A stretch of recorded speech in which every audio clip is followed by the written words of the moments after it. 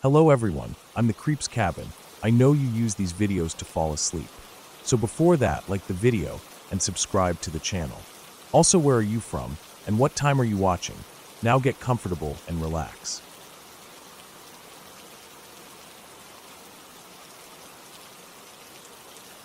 When I was a kid, probably between 8 and 11, I used to think my older sister was the coolest person on the planet. She was 7 years older than me, which meant she could drive, had a curfew, cursed when our parents weren't around, and smoked. She was the kind of tough that wasn't loud or dramatic, just quiet and unbothered. Our parents worked late a lot back then, so she ended up watching me most evenings. We lived in a small house on the edge of a cul-de-sac, in a neighborhood that felt safe enough at the time. Not the kind of place where people locked their doors in the daytime. You knew your neighbors, waved to them. It was one of those quiet, in-between places, not quite country, not quite suburb, with just enough trees and space between houses to feel isolated at night. The carport on our house faced the street directly. It was attached to the side of the house, just open air with a roof overhead. That's where my sister would go to smoke, because our parents made it clear she wasn't allowed to do it indoors. I'd always follow her out there, half out of boredom, half because I wanted to hang out with her. She'd usually lean against the support beam or sit on the old paint-peeling bench while I messed around with a stick or rolled a tennis ball across the cracked concrete. Sometimes I'd ride my scooter in circles or just sit on the edge, swinging my legs and asking questions she mostly ignored. It became a routine. She'd light up. I'd hang around her like an annoying little brother does. Most nights were uneventful. Quiet. Just the sound of distant dogs barking or a neighbor mowing their lawn while the sky dimmed from orange to gray. I remember the first time we noticed the white SUV. She was mid-smoke, eyes off somewhere like always, when she stopped and squinted. I followed her gaze and saw it, parked at the end of our driveway. Not in the driveway, just beyond it on the street. It wasn't facing us directly, but angled just enough that it felt like the front windshield was watching our house. It was a white SUV. I remember the boxy shape, kind of squarish with a sloped back and a roof rack. Later, my dad called it a mid-90s Bravada or something like that. At the time, I just thought it looked plain and boring. What stuck out to me more were the windows. They were black, so dark that even in daylight, you couldn't see a thing through them. The kind of tint that looked illegal. The entire side facing us was like a mirror of shadows. No movement, no hint of the driver. Just stillness. It stayed there until she finished her smoke. Then when she flicked her cigarette out and went inside, the SUV slowly rolled forward, real slow, and then turned the corner. I remember watching it from the living room window. I saw it drive to the church parking lot at the end of our street and just park again, facing the house. That happened a few more times that week. Always when my sister went out for a cigarette. It would show up, sit at the end of the drive, then slink away when she left. It didn't seem like it was there for anything else. It didn't go to the church. No one got out. It didn't deliver anything. It would just arrive, sit, and leave. At first, we joked about it. Called it the creeper car. My sister shrugged it off like she did everything. She didn't scare easy, or at least she didn't show it. She told me not to worry about it, said people park weird all the time. But it didn't feel right. Even at that age, I could sense the wrongness in it. There was no reason for it to be there. Not that often, not like that. One night, I stayed inside while she went out. I peeked through the blinds in the living room, and sure enough, the SUV pulled up like clockwork. Just far enough to look like it wasn't doing anything, but close enough to be watching. I remember crouching behind the couch when it happened, afraid that whoever was in there could see me through the windows. The next night, same thing. This time, she noticed it sooner. She didn't say anything, just looked at it for a long time, smoke curling from her fingers, then stubbed out her cigarette early and walked back in. That night she told our dad. Our dad was a sheriff's deputy at the time. A big guy, not the friendly type. He didn't yell often, but when he did, you listened. I remember watching him quietly while my sister talked to him in the kitchen. His face went hard and serious, and the next night, 2 patrol cars circled the neighborhood. They parked nearby, tried to catch the SUV, but it never came. Not that night, not the one after. Weeks went by. Nothing. Then months. Eventually we stopped talking about it. The school year started back up, and life sort of resumed its rhythm. It felt like a weird memory, like something from a movie or a dream you forget once you wake up. Then about 9 months later, it returned. Same SUV. Same spot at the end of the drive. Tinted windows, roof rack, that same stillness. My sister saw it before I did. She was already halfway through her smoke when she went stiff and muttered something under her breath. She didn't call for our dad this time. He wasn't home. Neither was Mom. It was just us again, like the old days. She stared at it a long time. Then she put her cigarette out on the pavement and stood up straighter, kind of squared her shoulders. I knew that look. It meant she was about to do something bold. She told me to stay in the carport. Then she started walking down the driveway. I didn't say anything. I didn't move. I just stood there watching her get smaller and smaller as she made her way toward the road. The SUV didn't move, didn't even twitch, just sat there like it always did. She got about halfway down when she suddenly stopped. Just stopped mid-stride, her arms stiff at her sides. She stood like that for what felt like forever. Then she turned around, walked briskly back up the driveway, past me, and into the house. She never explained it fully that night, but later, she told Dad that something came over her. She said she felt it deep in her chest, a kind of pressure, like she was being watched not with curiosity, but with intent. She said her body locked up, that the closer she got, the more certain she became that something terrible was going to happen if she kept going, like stepping into a trap. She said she never felt fear like that before or since. A few days later, the SUV stopped coming again. Time passed, and we almost forgot about it. Then one night, months later again, it came back. This time, everything was different. The family car was in the shop. We were stuck at home all evening. I remember we had pizza delivered, and everyone was kind of cranky because my mom was late getting off work, and my dad hated spending money on food he didn't cook. My sister went out for a smoke like always, and I followed. I was leaning against one of the carport posts when she suddenly tensed and pointed toward the road. I looked, and sure enough, the SUV was there again. Same one. No mistake. She didn't hesitate this time. She told me to go inside and tell Dad. Her voice wasn't loud, but it was urgent. I remember bolting through the house, yelling for him, and before I even finished the sentence, he was already up, grabbing his gun from the locked drawer. He didn't run, but he walked fast. Really fast. Steady, controlled, like he already knew what he was going to do. I followed behind him just far enough to see, but not to get in the way. I remember his silhouette in the dark, his broad shoulders, the gun down at his side but not raised. He walked all the way to the bottom of the driveway. The SUV waited. Then it floored it. Tires squealed, rubber burned, and the thing shot off like a rocket. It peeled around the corner and tore onto the nearby highway, disappearing into the night like it was never there. My dad stood there a while, watching where it vanished. When he came back inside, he was pissed. Not scared, angry. Said the license plate was covered in duct tape. Said whoever that was knew what they were doing. Said they'd been careful. We never saw that SUV again after that night. Not once. Not in our neighborhood, not at the church lot, not anywhere. It was like it vanished from the earth. My sister still talks about it like it's a weird footnote from her youth.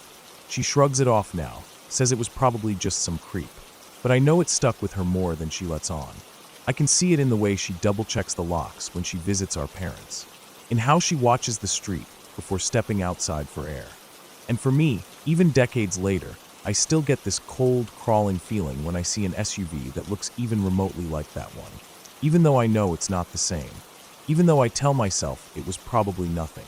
But there's something about the stillness of it, the way it watched, the fact that it kept coming back, over and over again, waiting for what we'll never know. All I know is, whoever was in that SUV wasn't just bored. They weren't just lost. They were watching my sister. They were planning something. And something, maybe her instincts, maybe luck, maybe just timing, stopped it from happening. Sometimes, the scariest stories don't need monsters or ghosts. Sometimes, it's just the quiet presence of a stranger with a dark window, a covered plate, and a reason you'll never understand.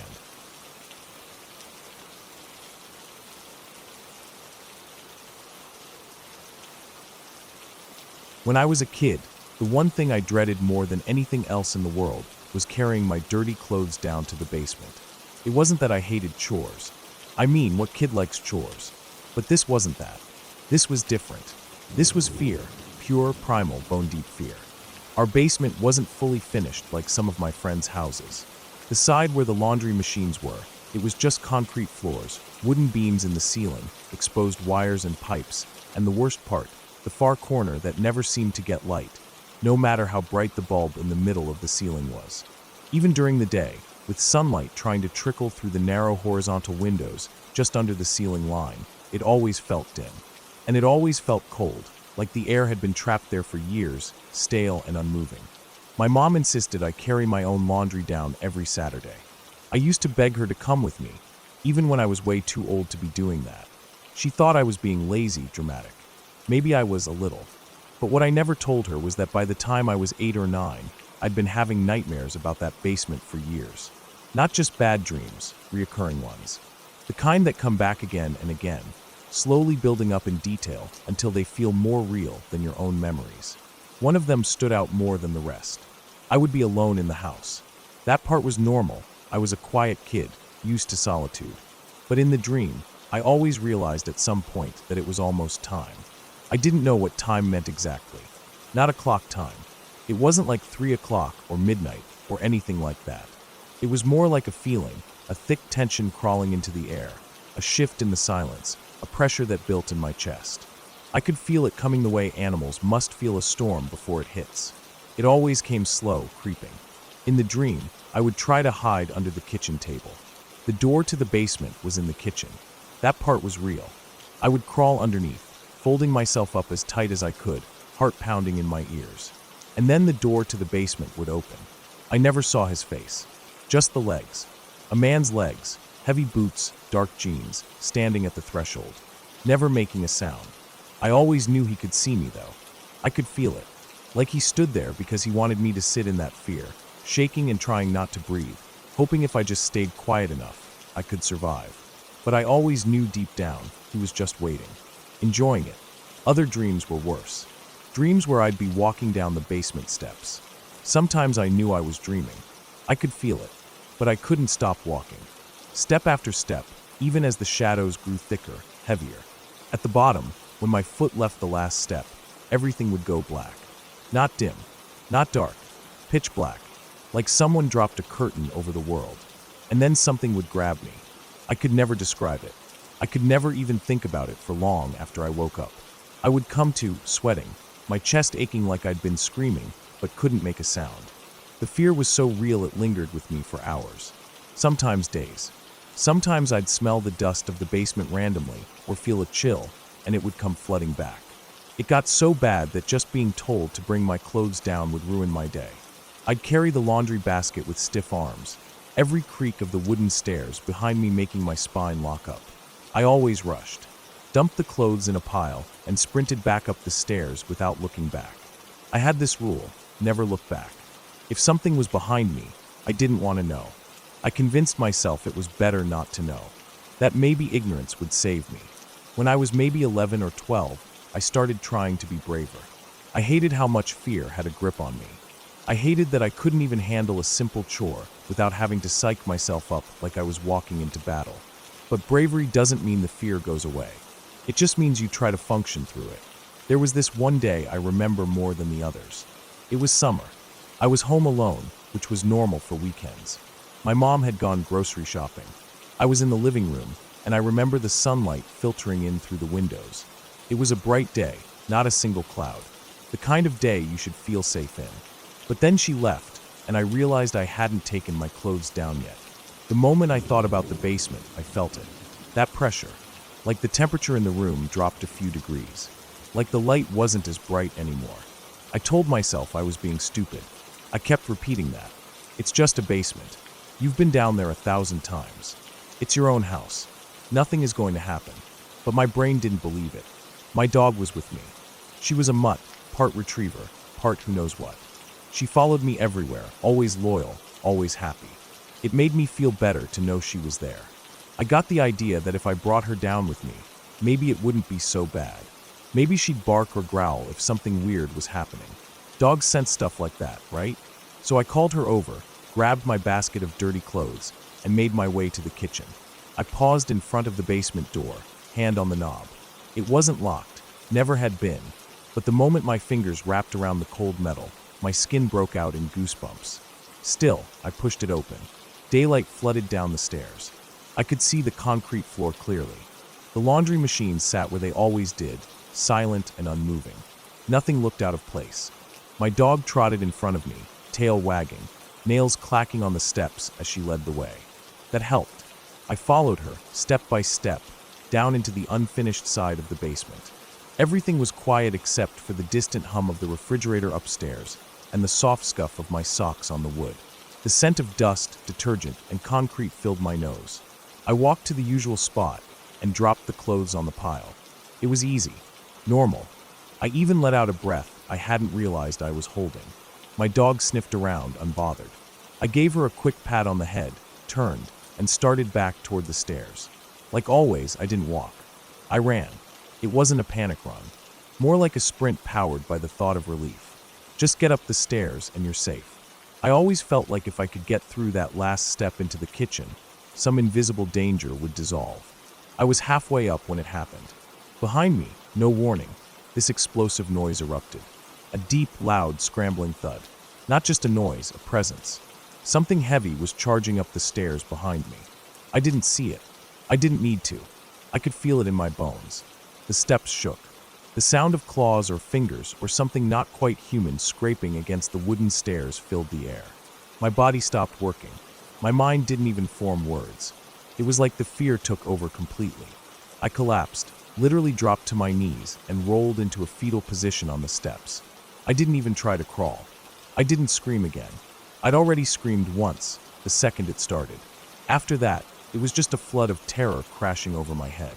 All those years of nightmares, all those times I dreamed of being grabbed, pulled down, dragged into that blackness, came rushing back at once. This was it. It was real. I hadn't been imagining it.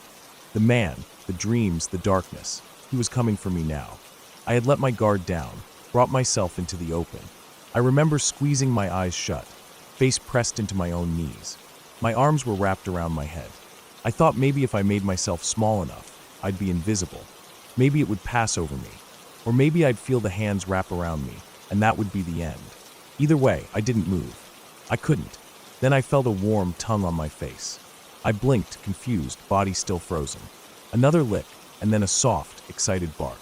My dog. She had raced up the stairs after me, her nails creating the sounds, her paws pounding the steps. She thought we were playing. A fun game. That was it. I broke. Laughter and tears hit me at the same time. My legs were jelly, but I managed to sit up. My hands were shaking like crazy. My dog kept licking my face, tail wagging, proud of herself for winning the race. I didn't go back down to the basement for a long time after that. But the truth is, that day didn't fix anything. I wasn't suddenly cured of my fear. In fact, it did the opposite. Because for just a second, for one frozen, horrifying moment, my nightmare had become real. And if it could happen once, even by mistake, then it meant that moment could exist. That the dreams weren't just dreams. That a part of my mind knew what it felt like to face something you couldn't see, couldn't explain, but were certain meant to do you harm. Even now, as an adult, I think about that basement. My parents eventually sold the house, and I never told anyone what happened that day. But I still remember the way my body shut down, the way the stairs creaked under invisible weight, the way the light didn't quite touch the farthest corners. Sometimes, I have dreams about it again. Not exactly like before. There's no man at the door now, no cold hand grabbing me from the dark. But I still see that basement. The air is still heavy. The silence is still too quiet. And somewhere, down in the shadows, I know something is still waiting. Watching. Not chasing. Just waiting. And that's somehow worse.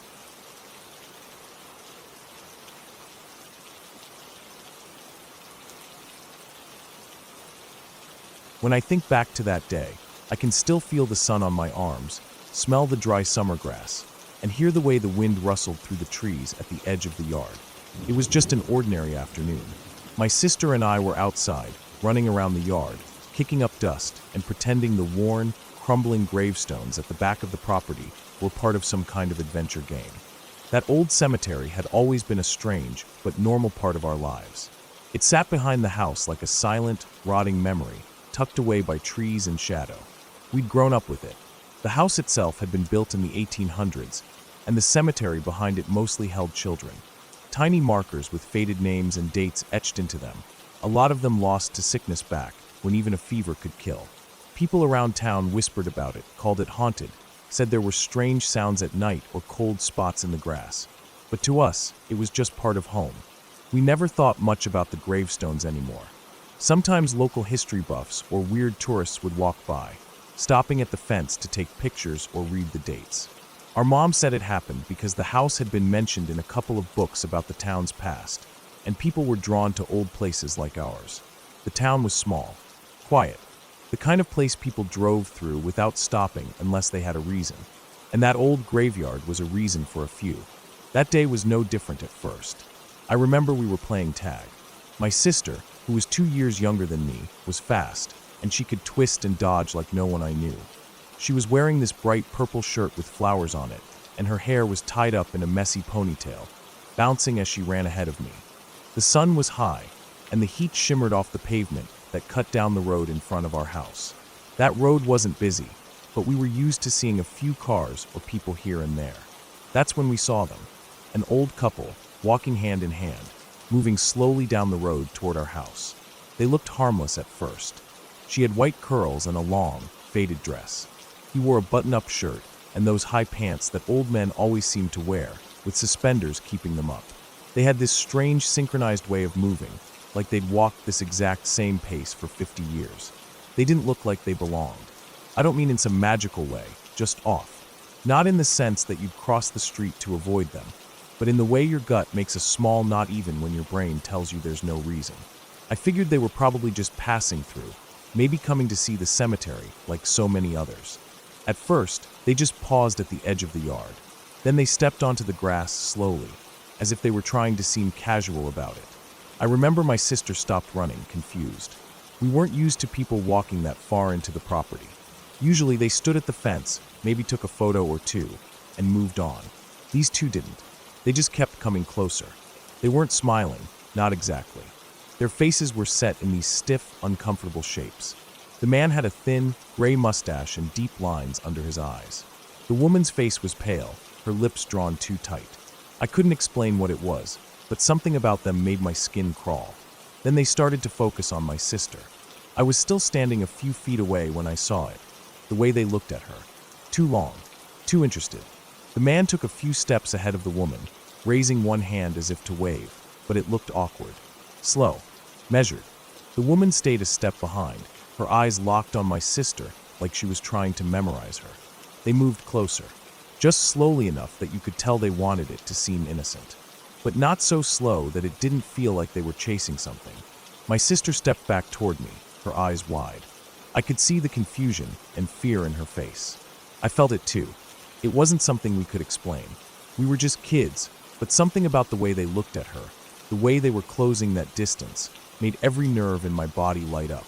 We ran. I grabbed her hand and yanked her toward the house without saying a word. Our feet pounded against the dry ground, heartbeats racing. I didn't look back until we were halfway across the yard, and when I did, they were still coming, just now stepping over the spot where we had been standing. We burst through the back door, slamming it shut behind us. My mom was inside, doing laundry. I remember the way she looked at us, startled, annoyed at first, like we were just being dramatic. But we told her what happened, every detail, from the way they walked to how they kept asking my sister her name, inching closer every second. She took us seriously once she saw how shaken we were. She went outside, but by then the couple was gone. Not in the yard, not at the edge of the cemetery. Just gone.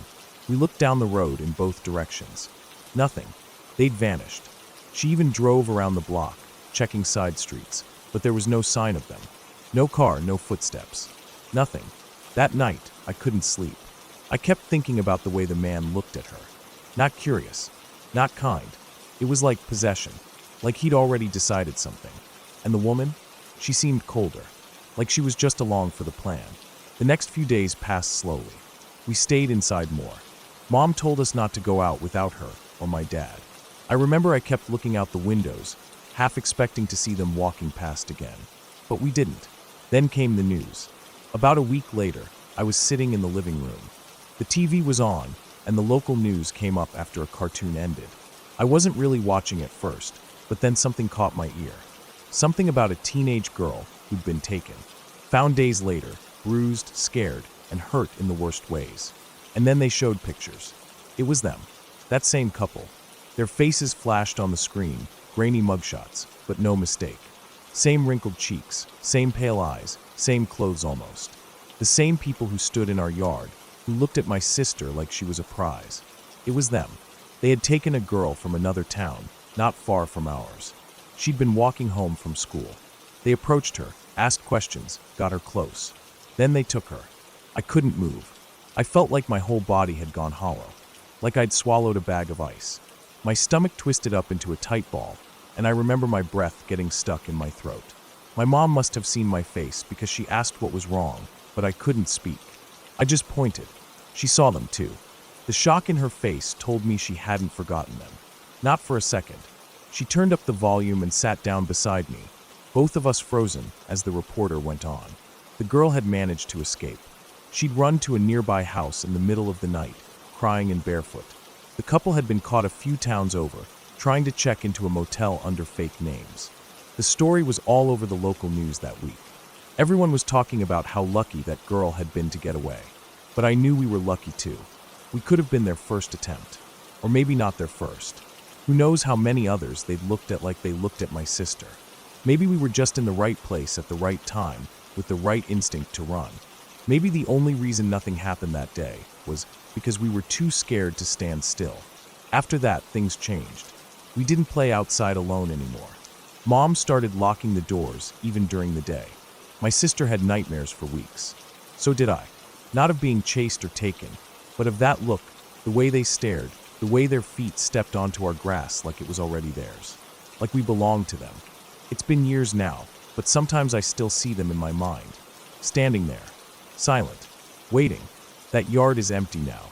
My parents sold the house a while back, and the cemetery is still there, quiet and forgotten. But that memory doesn't fade. It sticks to me. Sometimes I think about what would have happened if we hadn't run. If we'd frozen or answered them. If they'd reached us before we made it to the door. People talk about ghosts in cemeteries, spirits and shadows and cold winds. But nothing in that old graveyard ever scared me like those two living, breathing people who walked into our lives with dead eyes and slow smiles. That kind of evil doesn't float.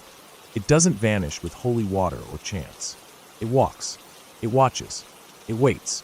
And we saw it up close.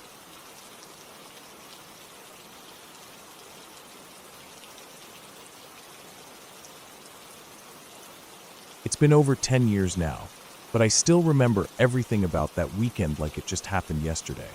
I was 19 then, right on the edge between being a reckless teenager and an adult trying to figure out how to balance curiosity with common sense. I had always been fascinated by paranormal stuff, and so was my close friend at the time.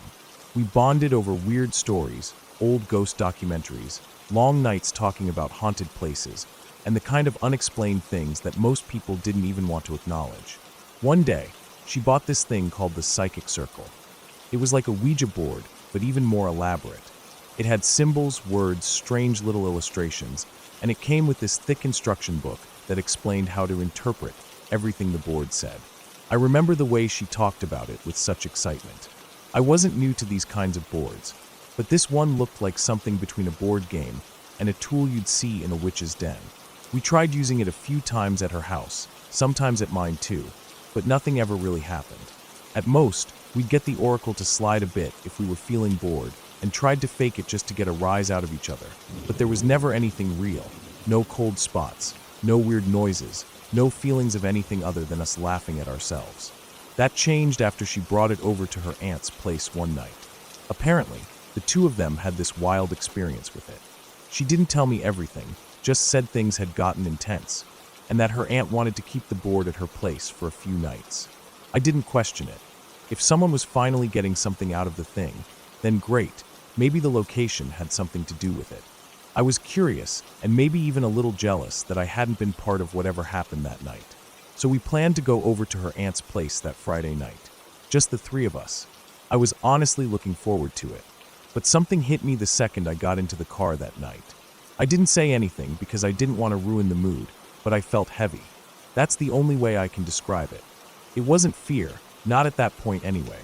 It was more like I suddenly felt like I didn't want to be going wherever we were going.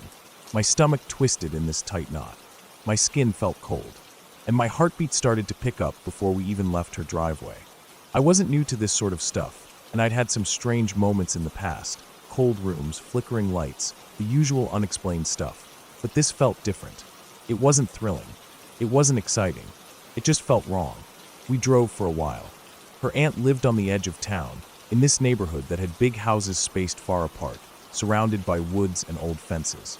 It wasn't remote or anything, but there was something about the way the streetlights barely reached the driveways, how most of the houses were dark and quiet like nobody really lived in them. It wasn't spooky in a Hollywood way.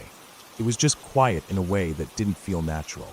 When we pulled into the driveway, her aunt's house was lit up, which felt a little comforting at first, but that feeling didn't last long. The moment I stepped out of the car, I felt that knot in my stomach tighten. It was like everything around me was holding its breath. There was no wind, no rustling of trees, just dead, heavy stillness.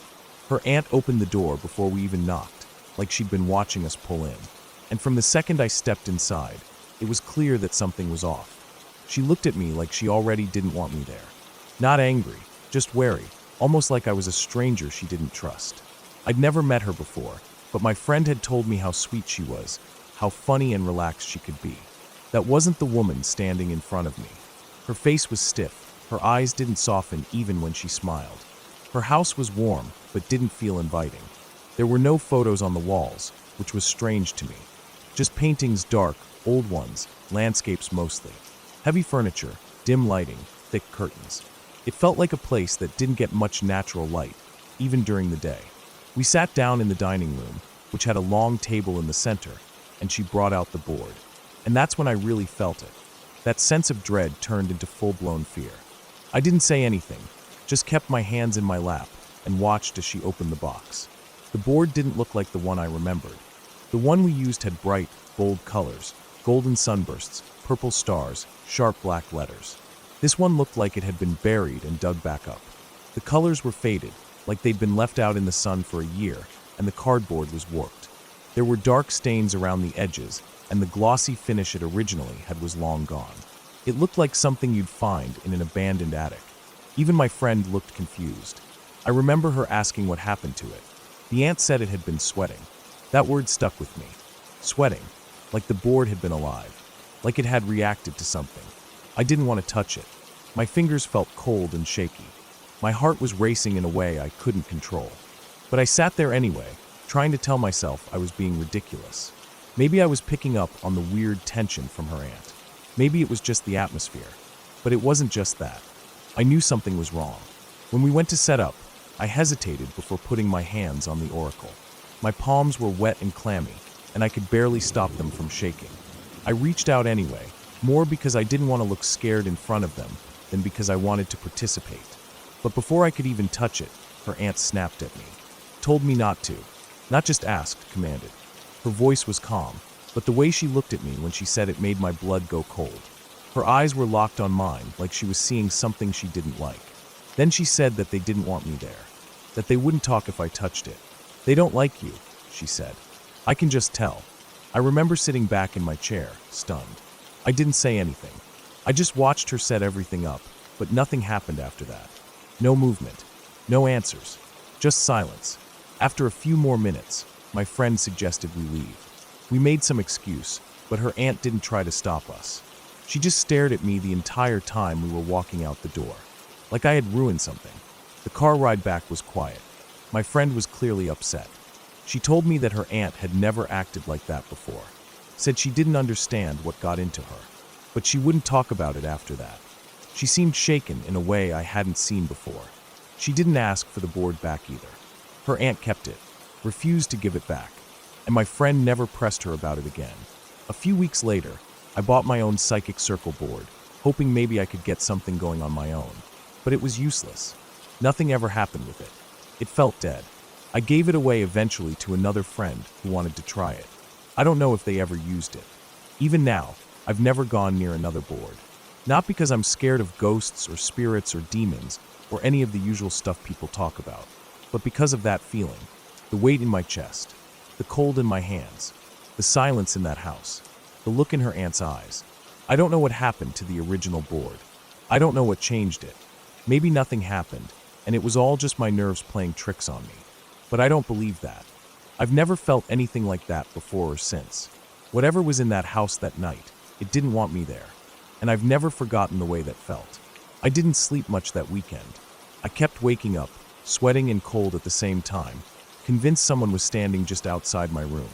I never saw anything, never heard anything, but the feeling wouldn't go away. It lasted days, like something had followed me back, but couldn't quite reach me. And maybe that's the most unsettling part of it all. Nothing actually happened. No levitating objects. No faces in mirrors. No ghostly hands. But the dread was real. The fear was real. And the memory of that warped, sun-bleached board sitting on a table while someone stared at me like I wasn't supposed to exist, it still lingers. That was the last time I ever tried to reach out to anything beyond this world. I didn't need a ghost to tell me that something wasn't right. I already knew.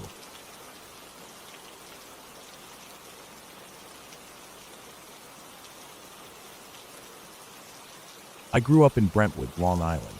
It wasn't the kind of place you'd call exciting. Not dangerous either, not back then. Just another quiet working-class suburb. Rows of modest houses, the smell of lawns freshly cut on Saturdays, and the low hum of passing cars if you stood outside long enough. We moved there when I was around 6, right as summer was ending. The house was bigger than the apartment we'd come from, had a backyard, a pool, and even a small patch of woods behind the property, which as a kid felt like a massive forest. My dad worked nights as a taxi driver in the city. He'd leave around 6 in the evening and come back early morning, just as the sun started to rise. I was an early riser back then, always had been. Every Saturday, I'd be up before 6, parked in front of the TV with a bowl of cereal, watching whatever cartoons were running. One Saturday, just a week after we moved in, I heard the front door unlock. I ran from the living room to greet my dad. He looked exhausted as usual, but smiled when he saw me. We walked into the kitchen, and right then, clear as day, I heard my mom's voice call out from the back of the house. "Hello, honey, don't go in the pool. It's not ready yet." We both froze. The sound came from the bedroom, where my parents slept. But it was Saturday, and on Saturdays, my mom worked the early shift at the hospital. She was supposed to be gone already. My dad looked at me, eyes narrowing. Then he walked to the bedroom. It was empty. Bed made, blinds shut. Nothing there. No one. He came back into the kitchen, tried to play it off like we misheard something, but I knew he was spooked too. We didn't say much more about it. I kept watching cartoons, and he went to shower like usual. But it sat with me. That voice. It wasn't similar. It was her. Exactly her. Tone, rhythm, even the lazy way she dragged out honey. But there was no one there. That was the first thing. A couple of weeks later, some neighbors came over to introduce themselves. 2 women, their kids in tow. There was an older boy, maybe in high school, and a boy about my age. Then 2 girls, one with bright blonde hair and the other with darker brown hair, quiet and keeping to herself.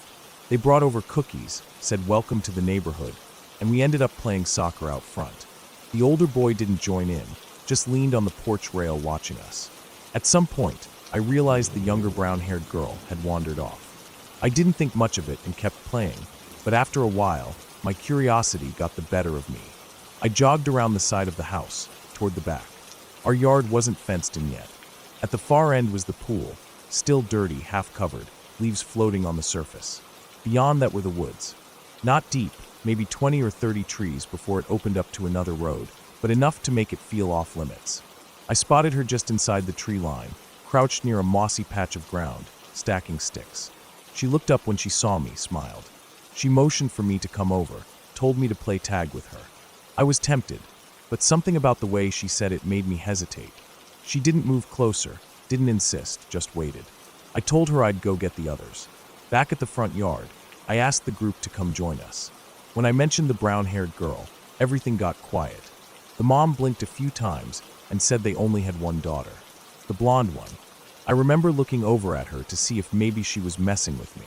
She didn't seem confused, just firm. The brown-haired girl hadn't been there in the first place, she said. My stomach dropped. That night, I brought it up to my mom. She brushed it off, said maybe it was one of the other neighbor kids. But I knew what I saw. I even remembered what she was wearing, this faded blue shirt with flowers on the front and black tights with a hole in the knee. It wasn't long before I found out about the girl who drowned. Her name was Isabel. Same age as me. Had lived in the house 10 years ago. Fell into the pool one morning when her mom had gone inside for just a few minutes. They found her face down, floating. The mom never recovered. Died of a heart attack less than a year later. That story clung to the house. It wasn't some dramatic thing you saw in movies. No one screamed at night. No flickering lights or objects moving on their own. It was quieter than that. Subtle. Like the house never fully let go of what happened. We stayed in that house for 6 years. I kept telling myself that I was imagining things, that maybe it was just kid paranoia. But weird stuff kept happening. One night, I was in bed, the summer air so hot we had to sleep with the windows open. Around 2 a.m., I heard splashing. The pool was maybe 15 feet from my window. I looked out but couldn't see much in the dark. I figured it might be a raccoon or something. But then I heard it again. Splash. Then a soft, rhythmic slapping of water, like someone gently kicking their legs. The next morning, I checked. The cover was still on, secured with those heavy metal buckles. No paw prints. No signs of anything. Just a half-deflated pool float drifting under the tarp. Another time, I came home from school and went straight to my room to play video games. The house was empty, Dad asleep, Mom at work. I had just put on my headphones when I felt a light thump under the bed, like someone knocking gently from underneath. I froze, waited, then another thump, and then silence. I slowly leaned down, lifted the sheet, and looked under. Nothing. Dust, old socks, a plastic bin of Legos. I never told anyone about that one. It sounded crazy, even in my own head. But I stopped sitting on the edge of my bed after that. Always sat cross-legged in the center. The woods behind our house started to feel like something to avoid. I stopped going in there completely after the fall of that first year. I was walking home from school, cutting through the trail that connected our street to the main road. Leaves were starting to drop, the ground soft and mushy with rain. I heard footsteps behind me. Turned around. Nothing. Kept walking. Then I heard them again. Not close. Not far either. Just pacing me. When I stopped, they stopped. When I sped up, so did they. But I couldn't see anyone.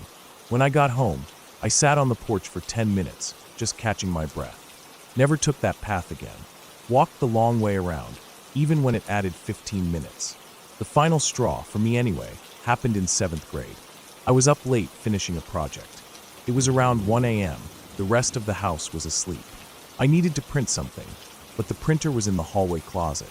I opened the closet door, flipped the light, and froze. There were wet footprints on the floor. Small ones, like a child's. Bare feet. They started from the closet and led down the hallway toward the living room. I followed them slowly, my heart beating so loud I thought I might pass out.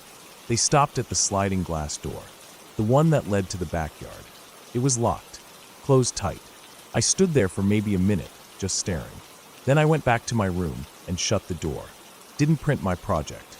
Didn't sleep. Just stared at the ceiling till the sun came up. We moved out when I was 13. My parents never said why exactly, but I think they knew. Maybe not everything, but enough. The new house was brighter. No pool. No woods. I never experienced anything like that again. Looking back, I try to make sense of it all. Was it grief embedded in the walls? A leftover sadness that stained the air? Maybe. Or maybe it was just a bunch of small, strange moments that built up in the mind of a sensitive kid. I don't know. All I know is that house never felt like it wanted us there. Not in a dramatic, angry way. Just off. Like we were walking into something that had already happened. Something the house couldn't forget, no matter how many times the leaves changed or how many kids played in the yard. Even now, years later, I sometimes dream about that place. Not in nightmares, not always. Just dreams. Me standing at the edge of the pool, looking down at the water, wondering what's underneath. And always, in the dream, it's quiet. Too quiet. Like the world is holding its breath. Like something is waiting for me to turn around. But I never do. I just keep staring. And I always wake up before I hear the splash.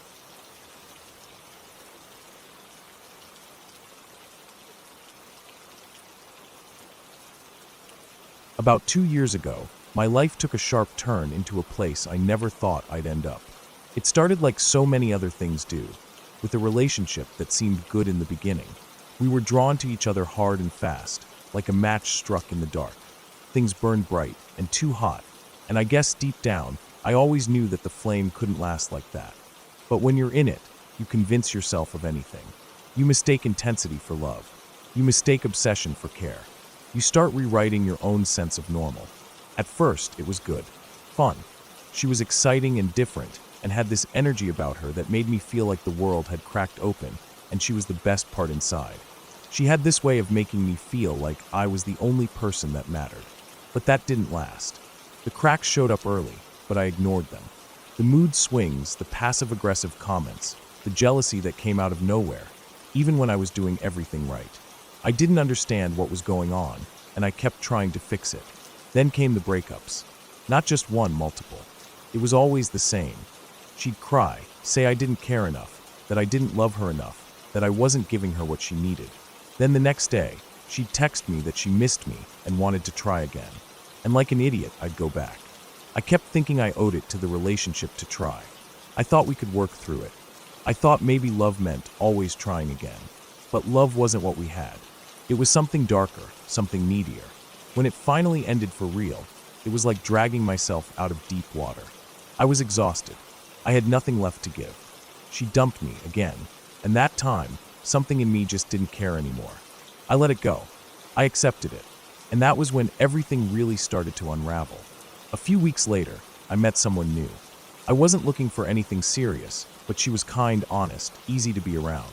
There was no drama, no walking on eggshells. It was quiet in the way I didn't realize I needed. It was only about 3 weeks after the final breakup, but it felt like my first breath in a long time. We weren't doing anything crazy, just spending time together, laughing, existing without chaos. And of course, my ex found out. I don't even know how. Probably mutual friends, or maybe she was still checking my social media. Either way, when she heard, she lost it. I started getting these long, guilt-ridden texts, then angry ones, then voice messages that ranged from her sobbing to her swearing at me and calling me a liar and a monster. She said I betrayed her. She said I never really loved her, that I was replacing her like trash. It was unhinged. I stopped replying. I blocked her. I thought that would be the end of it, but it wasn't. She still had a few of her things at my place, nothing major. Some clothes, a box of old photos, a pair of headphones. She asked if she could come pick them up. I told her fine, I'd leave them on the porch. She said she wanted to get them herself. I should have said no, but I didn't. I told myself it was one last interaction, and then I'd never have to deal with her again. Just 15 minutes, grab her stuff, leave. That was all. She showed up on a Tuesday afternoon. I still remember the sky. It was that dull, washed-out gray, like it couldn't decide whether it wanted to rain or not. She walked in with a weird kind of calm, wearing this beige coat I hadn't seen before and carrying her purse tight to her body. She looked more put together than usual, makeup done, hair pinned back like she was going to church or something. She didn't say much when she came in, just nodded and walked past me into the bedroom where the box of her stuff was waiting. I stayed in the hallway, keeping my distance. She stood over the box for a second, then turned around and sat on the edge of the bed. I didn't move. I didn't know what she wanted. Then she took a piece of paper out of her coat and patted the bed beside her. I didn't want to go sit next to her. Every bone in my body was telling me not to. But I did. I sat down, a few feet of space between us, and she handed me the paper. I looked at it.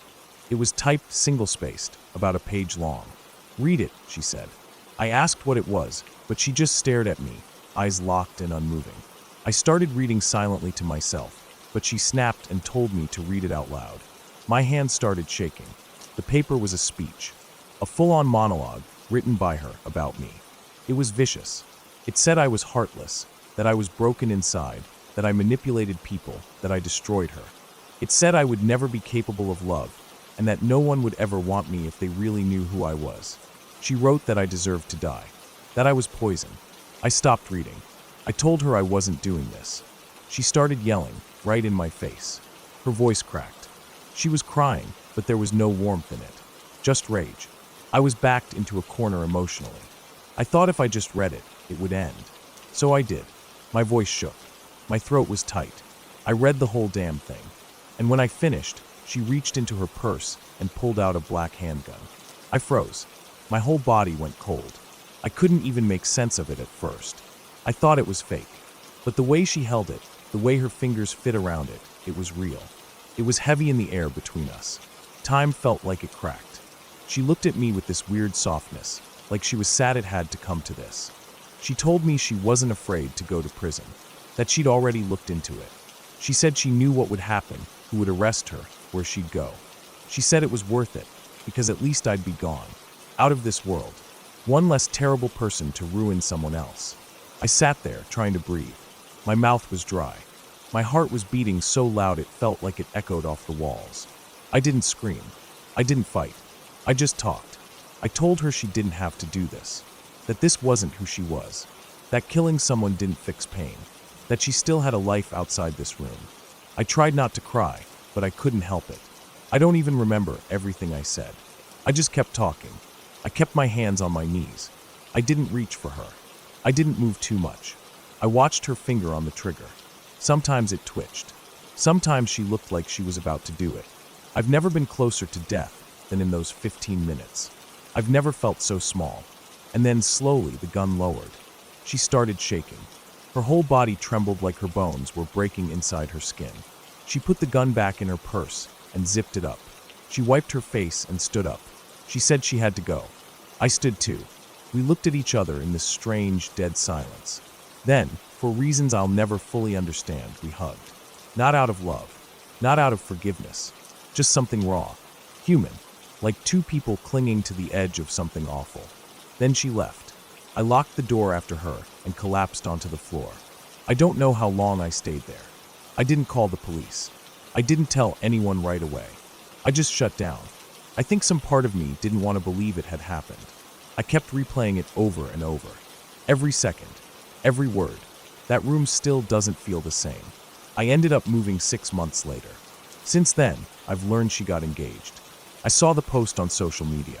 Big smile. Ring on her hand. Her new guy looked happy. Maybe he doesn't know the side of her I saw. Maybe she changed. Maybe he's the one who fits. I don't know. But I still flinch when I hear loud bangs. I still double-check my locks every night. I still think about how close I came to dying in my own bedroom. How close I came to becoming just another headline. Some days I try to forget it. Other days I know I never will.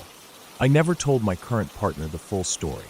I just said the breakup was rough, and left it at that. I don't think I'll ever really explain it all. Not the paper, not the gun, not the hug goodbye. There are things we live through that don't make sense to anyone else. They stay with us like shadows, even in bright rooms. And I've learned that real horror doesn't wear a mask. It doesn't need to come from the woods, or the dark, or some twisted fairy tale. Sometimes it sits on your bed in the middle of the day, with a printed speech in one hand and a loaded gun in the other. And it has your name written all over it.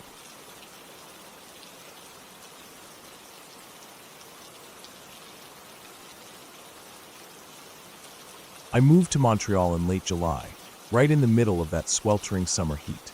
The city was louder than I expected, busier too, but it had this charm about it. The kind of place where you can sit at a cafe with a coffee and hear 4 different languages being spoken within a few minutes. I liked that. It made me feel like I was somewhere bigger than I was.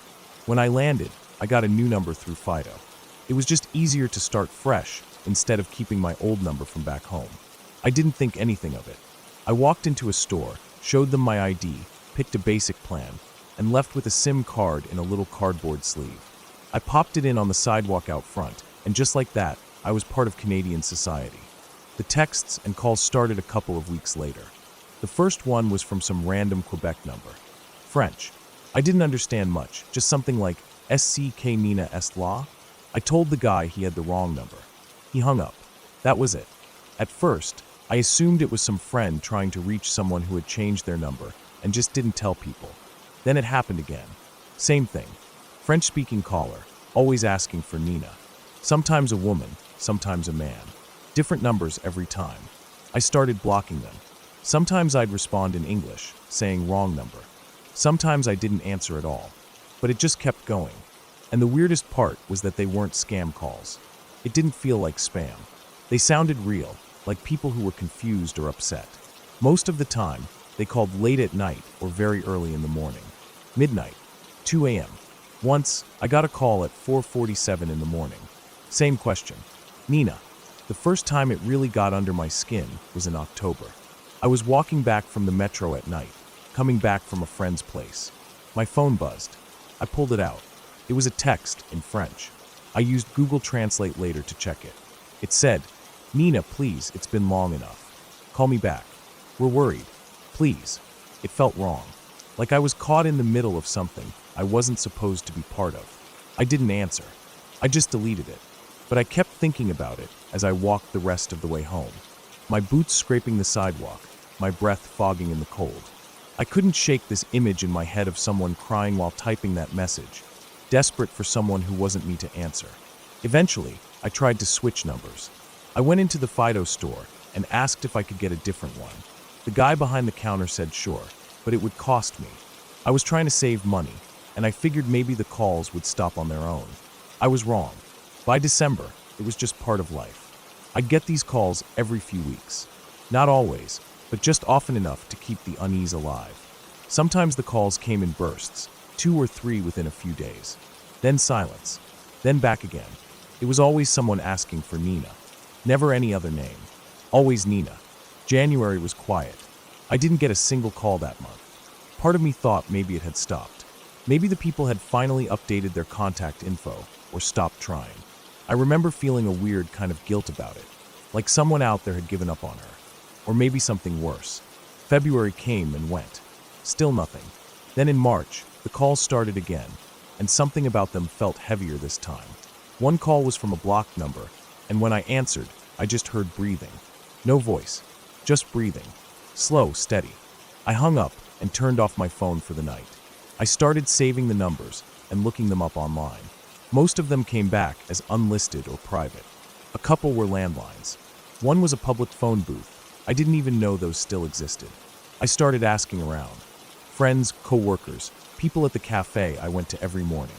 "You ever get calls for someone you don't know?" They all said no. One guy asked if I'd pissed someone off. I hadn't.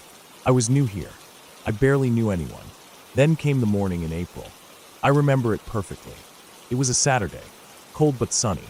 I was still in bed, not even fully awake yet. My phone rang. Blocked number. I was so used to it by then that I answered it without even thinking.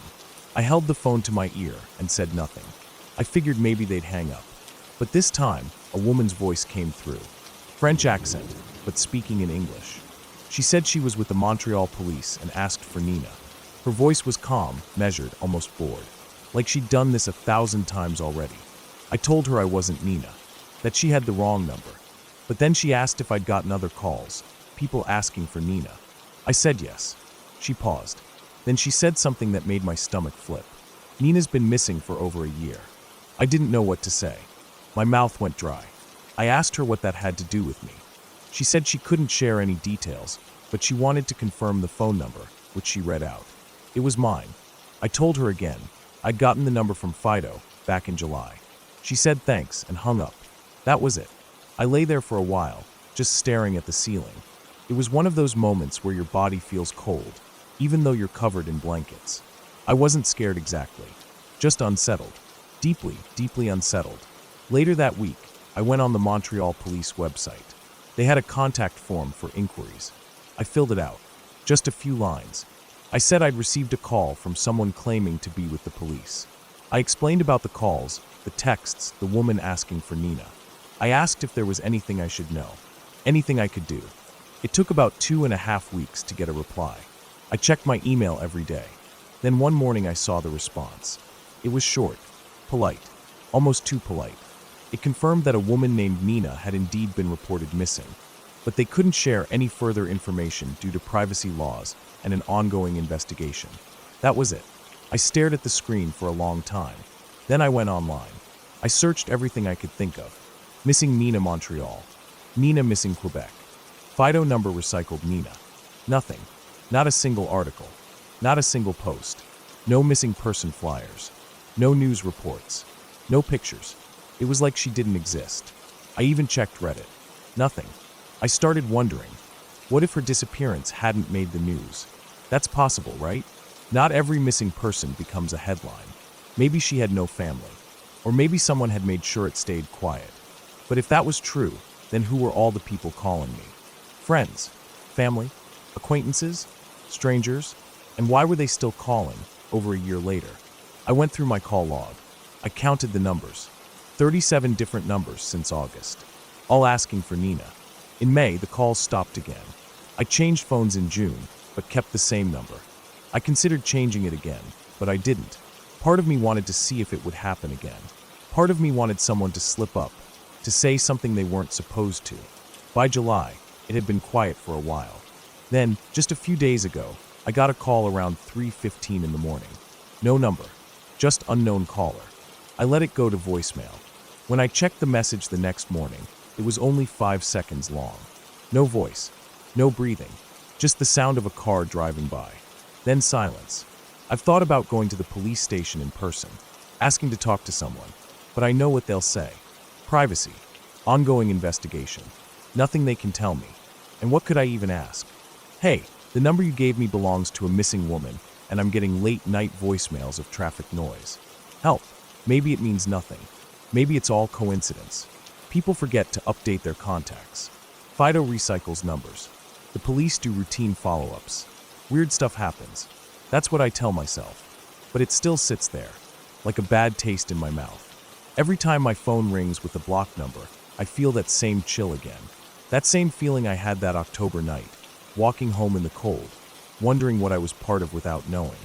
I don't know who Nina is, or what happened to her. I don't know why her number ended up in my hands, or why no one will tell me anything.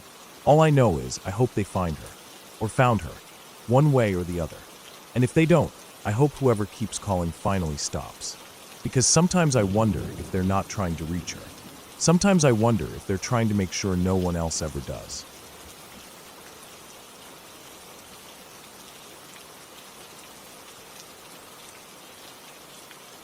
I never thought I'd be the kind of person who believed in anything beyond what I could see and touch. I still don't really. Not in ghosts, not in spirits, not in curses or possessions. I believe in what's real, what's proven. But there's one story I can never explain. It wasn't even my experience, not directly. It happened to my mother when she was a teenager, but the way she tells it, the way she looks when she tells it, it has stuck in my head for as long as I can remember. And every time she talks about it, which isn't often, I feel that same deep, cold feeling crawl across my skin, like something is standing just behind me waiting. My mom isn't the kind of woman who scares easy.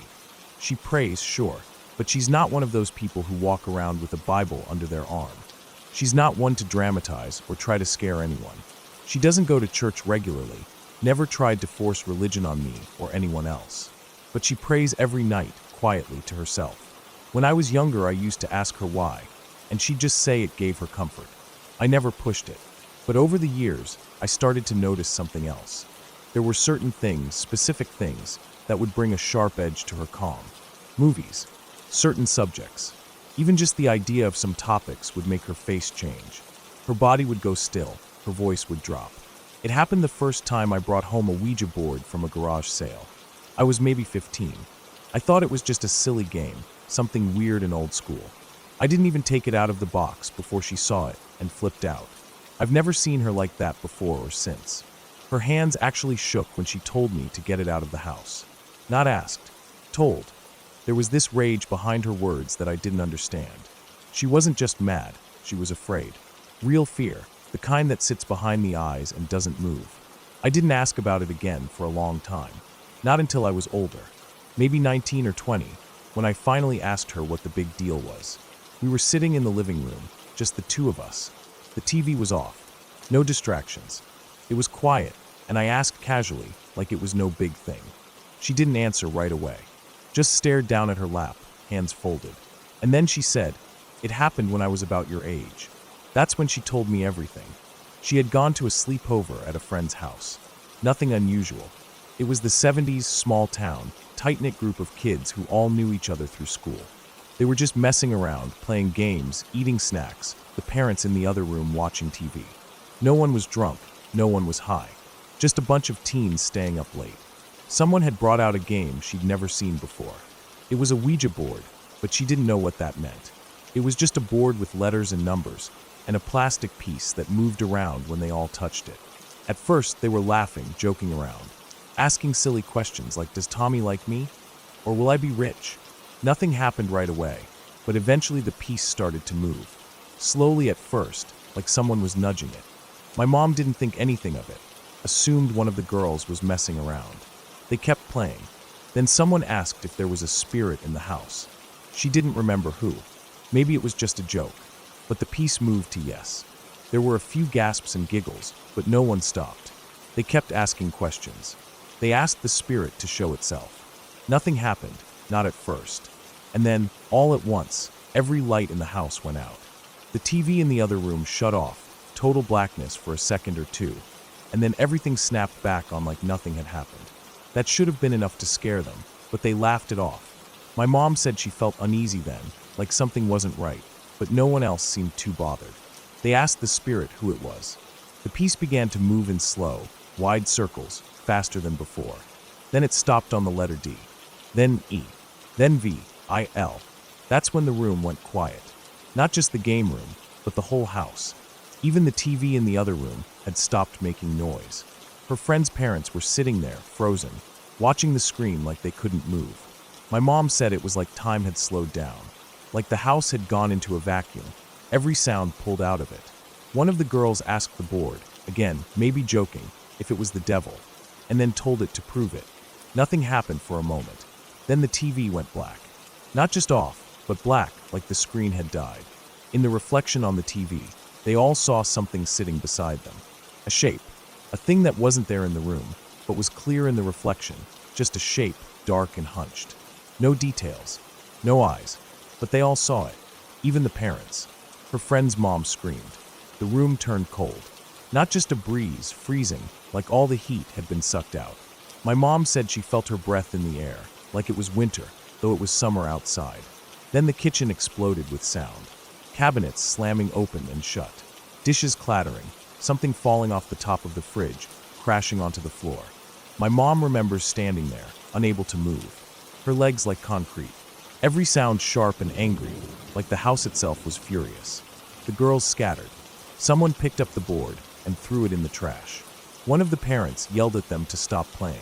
No one knew what to do. No one said anything for a while. They just kind of sat around, stunned.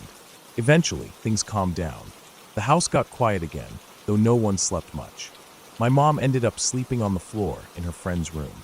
She remembers waking up in the middle of the night to a loud noise above her. A scraping sound, a dragging sound. She laid there, listening, trying to convince herself it was nothing. But then she heard something else. Chains. Chains dragging across the roof. And something else with them. Footsteps, maybe, but not like a person. Heavy, uneven steps, and a low growling sound. Then barking. She thought maybe there were dogs outside, but the sound was too close. Too loud. She laid there for hours, frozen, listening. The noises didn't stop until the sun started to come up. In the morning, she asked her friend's parents if they had dogs in the neighborhood. They said no. They also said they'd heard it too, the barking, the chains. But they brushed it off, tried to explain it away. My mom never did. She never went back to that house. She didn't speak to that friend again. Not because she was mad, but because something had changed. Something deep. She said for years she would wake up in the middle of the night, swearing she heard chains dragging outside her window. Sometimes the sound of claws on the roof. Once, she swore she saw that same shape from the TV reflection, standing across the street under a street lamp, just watching. It was gone when she blinked. She never touched a Ouija board again. Never even let the mention of one in her house. She doesn't watch movies about demons or possession. She says those movies invite things in, that they open doors. I used to think that was just fear talking. Now I'm not so sure. The thing that gets me, what really makes my skin crawl, is how consistent her story is. Every time she tells it, it's the same. Same details. Same feeling. She doesn't change a word. She doesn't embellish. She talks slow and quiet, her eyes unfocused like she's watching it all happen again in her head. And every time she tells it, the room gets cold. Not freezing, but colder than it should be. And I always feel that same prickle down my spine, like something is listening. I've never used a Ouija board. Never will. And as much as I love horror movies, I skip the possession ones. I used to think it was all make-believe, just entertainment. But now I think, maybe there are things out there that wait for you to ask the wrong question. Things that want to be invited. Things that listen when you play games you don't understand. My mom never asked for that thing to come into her life, but she opened a door, just once, and sometimes once is all it takes.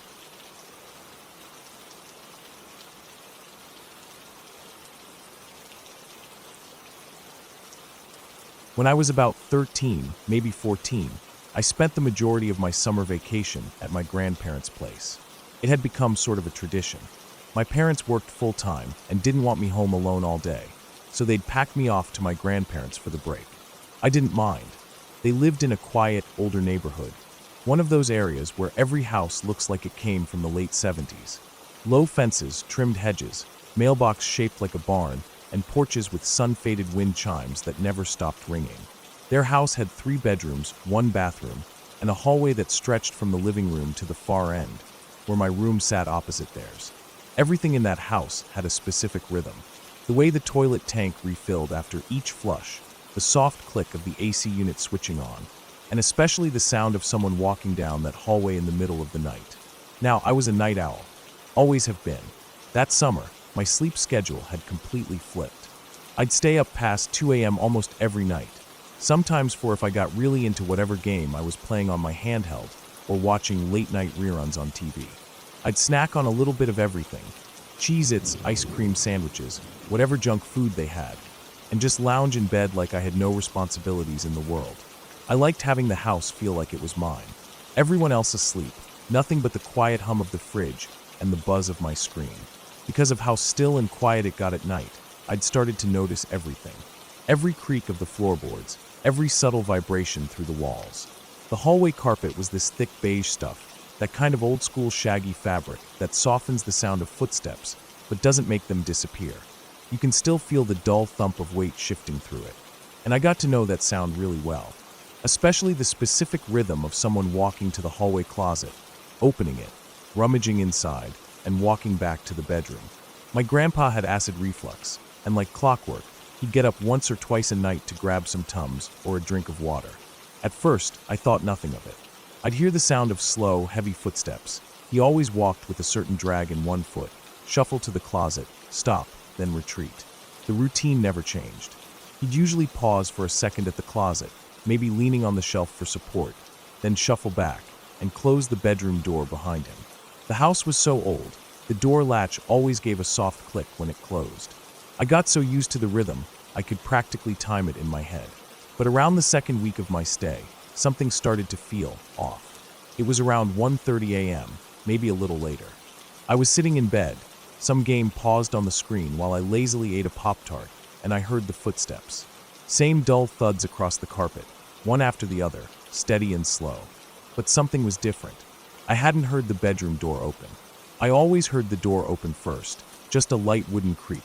But this time, the footsteps had started halfway down the hallway, as if someone had just appeared there mid-stride. They walked toward the closet, stopped, then nothing. No rummaging, no retreat. I waited. 10 seconds. 30. A full minute. Nothing. Eventually, I crept over to the door and opened it quietly. The hallway was completely dark, except for the little night light plugged into the wall across from the bathroom. It gave off this pale yellow glow that barely reached the floor. I peeked down toward the closet. The doors were closed. No movement. The house was silent. I checked my grandparents' door. It was closed too. I didn't hear the click of the latch earlier, so unless he tiptoed past me faster than usual, it didn't make sense. I told myself I was just zoning out, that maybe I didn't hear the beginning of the walk and imagined part of it, that it was nothing. That's what I kept telling myself. But it kept happening. Not every night, but often enough that I started paying more attention to it. The pattern started to change. The footsteps weren't always coming from their bedroom anymore. Sometimes they started near the living room end and came toward the closet. Sometimes they went all the way to the end of the hallway, right in front of my door, and stopped. Sometimes they'd pause for a while, then turn around and walk back, but I never heard a door open or close. That was the weird part. No sound of the closet door sliding. No click of the bedroom latch. Just footsteps. I started doing tests.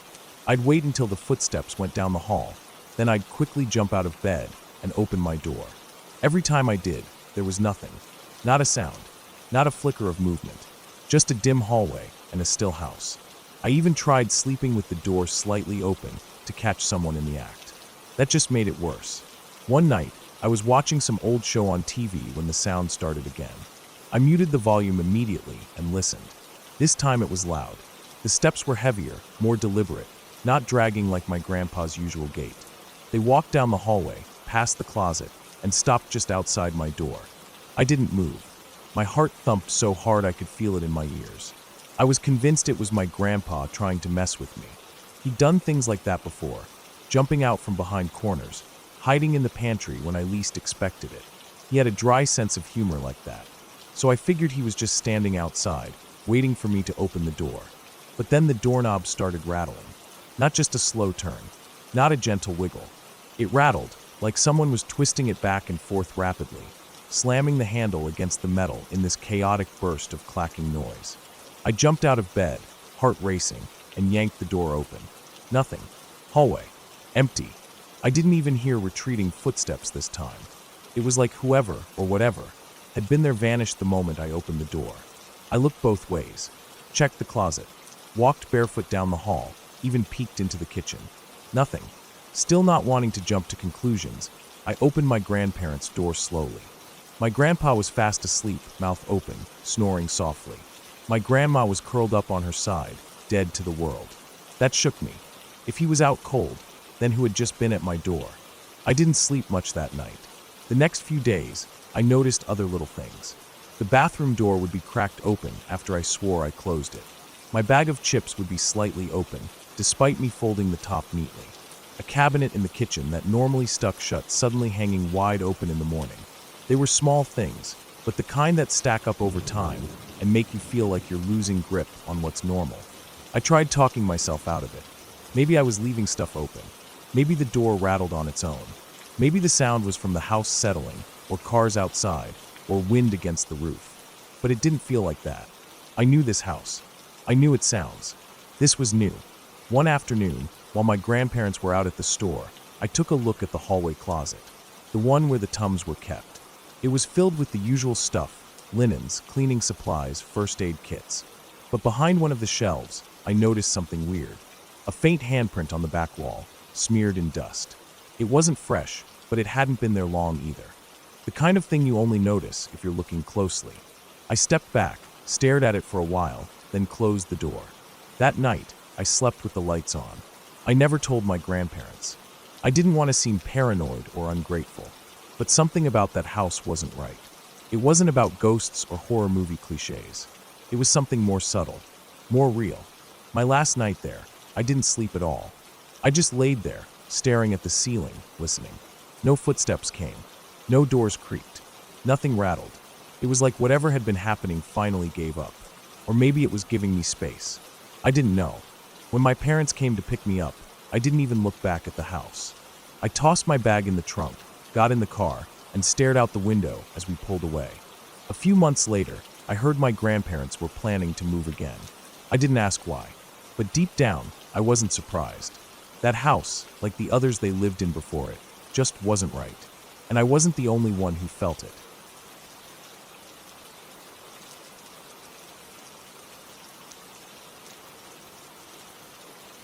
It started out like any regular weekend plan. My buddy Ethan had asked me if I wanted to tag along on a solo hiking trip he had been planning for months. He said it was just going to be a quick overnight trip, something simple and quiet to get out of the city. I had nothing going on and figured the fresh air would do me some good. So I packed my small hiking bag with the essentials: change of clothes, a flashlight, a small tent, a sleeping bag, some food, water, a knife, and my old camping boots. Nothing fancy. I didn't think I'd need much. We left early Saturday morning and drove about 2 hours north. The trail wasn't marked with any official name, but Ethan had found it through some forum online. He said it was an old logging route that had been mostly forgotten. The photos he showed me looked amazing. Trees so tall they looked like they reached the clouds, moss-covered rocks, streams running through narrow valleys. I was sold. We parked off a gravel road, locked the car, and started hiking around 10 a.m. It was a cool, overcast day, the kind that makes the forest feel heavier, quieter. No birds, no wind, just the sound of our boots crunching on dead leaves and twigs. The path started off easy, wide and slightly downhill, but after the first hour, it narrowed and got rougher. Fallen logs blocked parts of it. Thick roots crisscrossed the ground like veins. Still, it wasn't anything unmanageable. We reached the base of a ridge around 1 p.m. and decided to have lunch there. We sat on a flat rock beside a slow-moving stream. The air smelled like wet earth and pine. I remember thinking how peaceful it all was, how untouched. It felt like we had stepped back in time. After lunch, we pushed on up the ridge. That part was tough. The incline was steep, and the trail nearly disappeared under ferns and thick brush. We stopped more frequently to catch our breath, and we were both sweating even though the air stayed cool. It was dead quiet up there. No signs of animals, no insects, no rustling. Just stillness. I kept glancing around, feeling this odd tightness in my chest, like we were being watched. I didn't say anything. I figured it was just my imagination, maybe the quiet messing with my senses. Around 4 p.m., we reached a small plateau near the top. It was a flat, open space with a few dead trees and a broken-down wooden structure that looked like it might have been a shed or shelter decades ago. Ethan wanted to camp there. I didn't really feel comfortable. I couldn't explain it, but something about the spot felt wrong. Still, it was getting late, and the ridge beyond that point looked even tougher. So we set up camp. Ethan pitched his tent near the remains of the old structure. I chose a spot a little farther away, closer to the tree line. We both rested for a while before making a small fire in a metal ring we found buried under the leaves. It was probably left there by someone years ago. We boiled water, made some freeze-dried meals, and ate while watching the light fade behind the trees. That's when I noticed something. There was a tree, maybe 50 feet from where I sat, just at the edge of the clearing. It looked like every other tree at first, tall, bark peeling, branches high, but the trunk had deep scratches running vertically up the side. Not normal weathering. These were fresh, long and deep. I stood up and walked over to it. The marks started about knee height and went up past my head. They looked like claw marks, not from a bear, but narrower, more deliberate, like something sharp had been dragged slowly down the trunk. I ran my hand over them and felt splinters jutting out where the bark had been ripped off. They weren't old, maybe a week or less. I stared into the woods behind the tree, but everything beyond it was just a wall of darkness. Ethan came up behind me, saw the scratches, and just muttered something about mountain lions. But I knew what mountain lion scratches looked like. I had seen them before. These weren't the same, and they weren't part of a territory mark or any behavior I recognized. We let the fire die out around 9 p.m. and crawled into our tents. That's when things got worse. I couldn't sleep. Every little sound, a crack, a shift of wind, even my own breathing, made me twitch. I stared at the roof of my tent for hours, listening. Around 11 p.m., I heard something move through the trees. It wasn't fast, just slow steps. Leaves crunching under weight. Not the kind of scatter an animal makes, but more measured. Like walking. I held my breath. The sound circled the clearing once, then faded. I lay still until maybe 1 a.m., my heart pounding in my ears. That's when I heard something that shook me to the core, a dragging sound, low and slow. Not metal, not wood. Like something heavy being pulled across dry leaves. It came from the direction of the old structure. I sat up, unzipped my tent quietly, and peeked out. It was dark, pitch black. The moon was hidden behind thick clouds. I saw nothing, but the dragging sound continued, moving around the old structure and toward the center of the clearing. I didn't dare step out. I just watched, heart in my throat. Then silence. Dead, awful silence. I must have fallen asleep sometime after that, but not for long. I woke up to the sound of Ethan's tent zipper ripping open.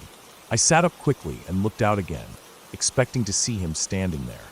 But no one was there. His tent was open, but he wasn't in it. His backpack was still inside, half unzipped. His boots were there. Everything was still there, except him. I panicked. I called out his name once, then remembered what he said. No yelling, don't attract predators.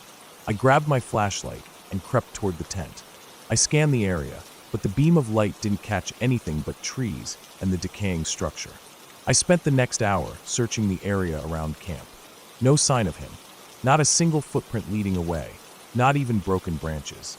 It was like he had been plucked out of his tent and vanished. By 5 a.m., the first light started coming through the clouds. I packed my things as fast as I could. I didn't care about breakfast. I just wanted to leave.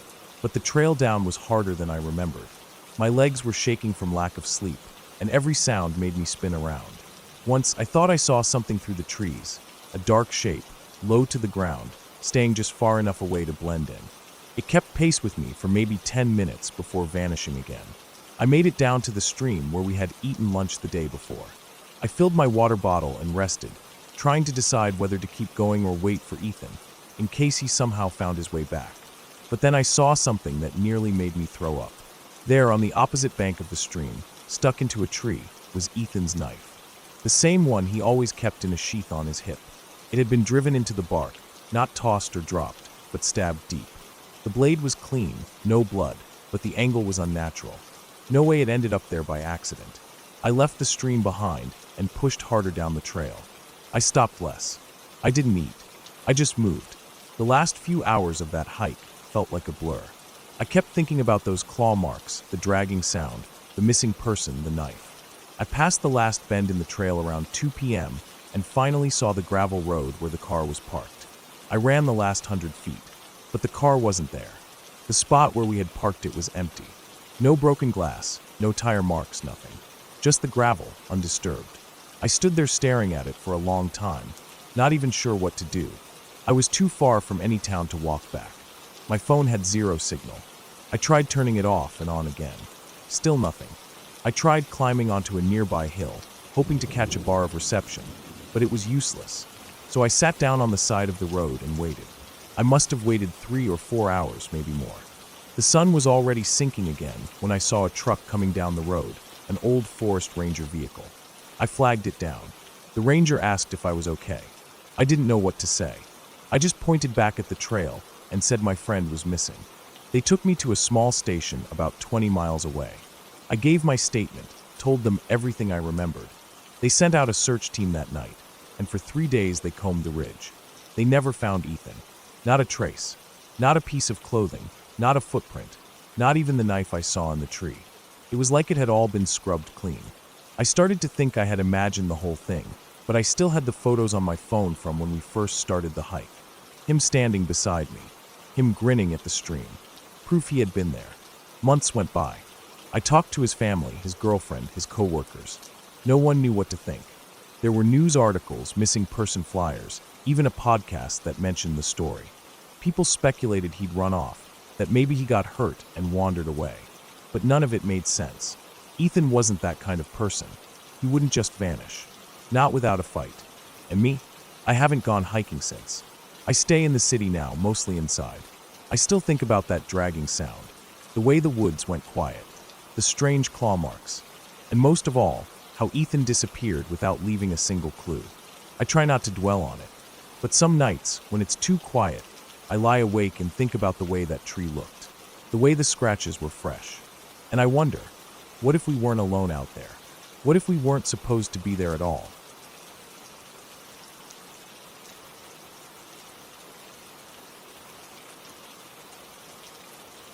I don't talk much about what happened that day.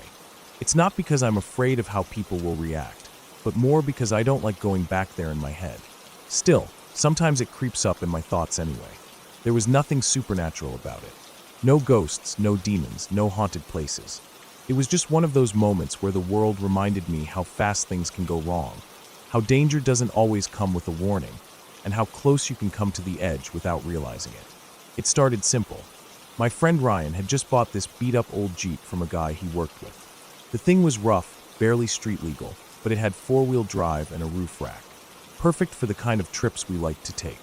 We were both 22, out of college for the summer, and trying to get in as many weekend adventures as we could before real life pinned us down. The plan was straightforward. We were going to head out Friday evening, drive a couple hours north into the National Forest area, and find some random dirt road to explore. No set destination, no trail markers. Just turn off when we found a spot that looked good. Bring the basics, food, water, sleeping bags, and a couple of headlamps. We weren't bringing a tent this time, just sleeping under the stars. We'd done it before. Felt safe enough. We left town around 6. It was already getting dim by the time we turned off the highway and onto one of those old forest roads. The kind that start off smooth, but get rockier the farther in you go. Trees closed in on both sides. The sun dropped behind the hills, and soon it was just the bouncing beams of our headlights carving out the road ahead. We passed 1 or 2 overgrown side trails, but Ryan kept going until we found a spot that seemed like a clearing. We pulled over, got out, and checked it out.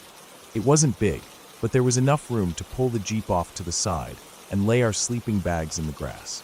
No signs anyone had been there recently. No trash, no tire marks. Just a quiet, shaded patch of earth surrounded by tall trees. We set up our spot, laid the sleeping bags out flat, and built a small fire with the dry wood we collected nearby. Made some hot dogs, cracked a couple of beers, and just sat there for a while. You know how it is when you're out in nature. Every little sound feels amplified. Twigs snapping, leaves rustling, an owl hooting somewhere far off. At first, it's peaceful. But once it gets really dark, the peace starts to shift into something else. Not fear exactly, more like awareness. You realize how far away from everything you really are. Around midnight, Ryan passed out. I stayed up a bit longer, just staring at the fire and listening.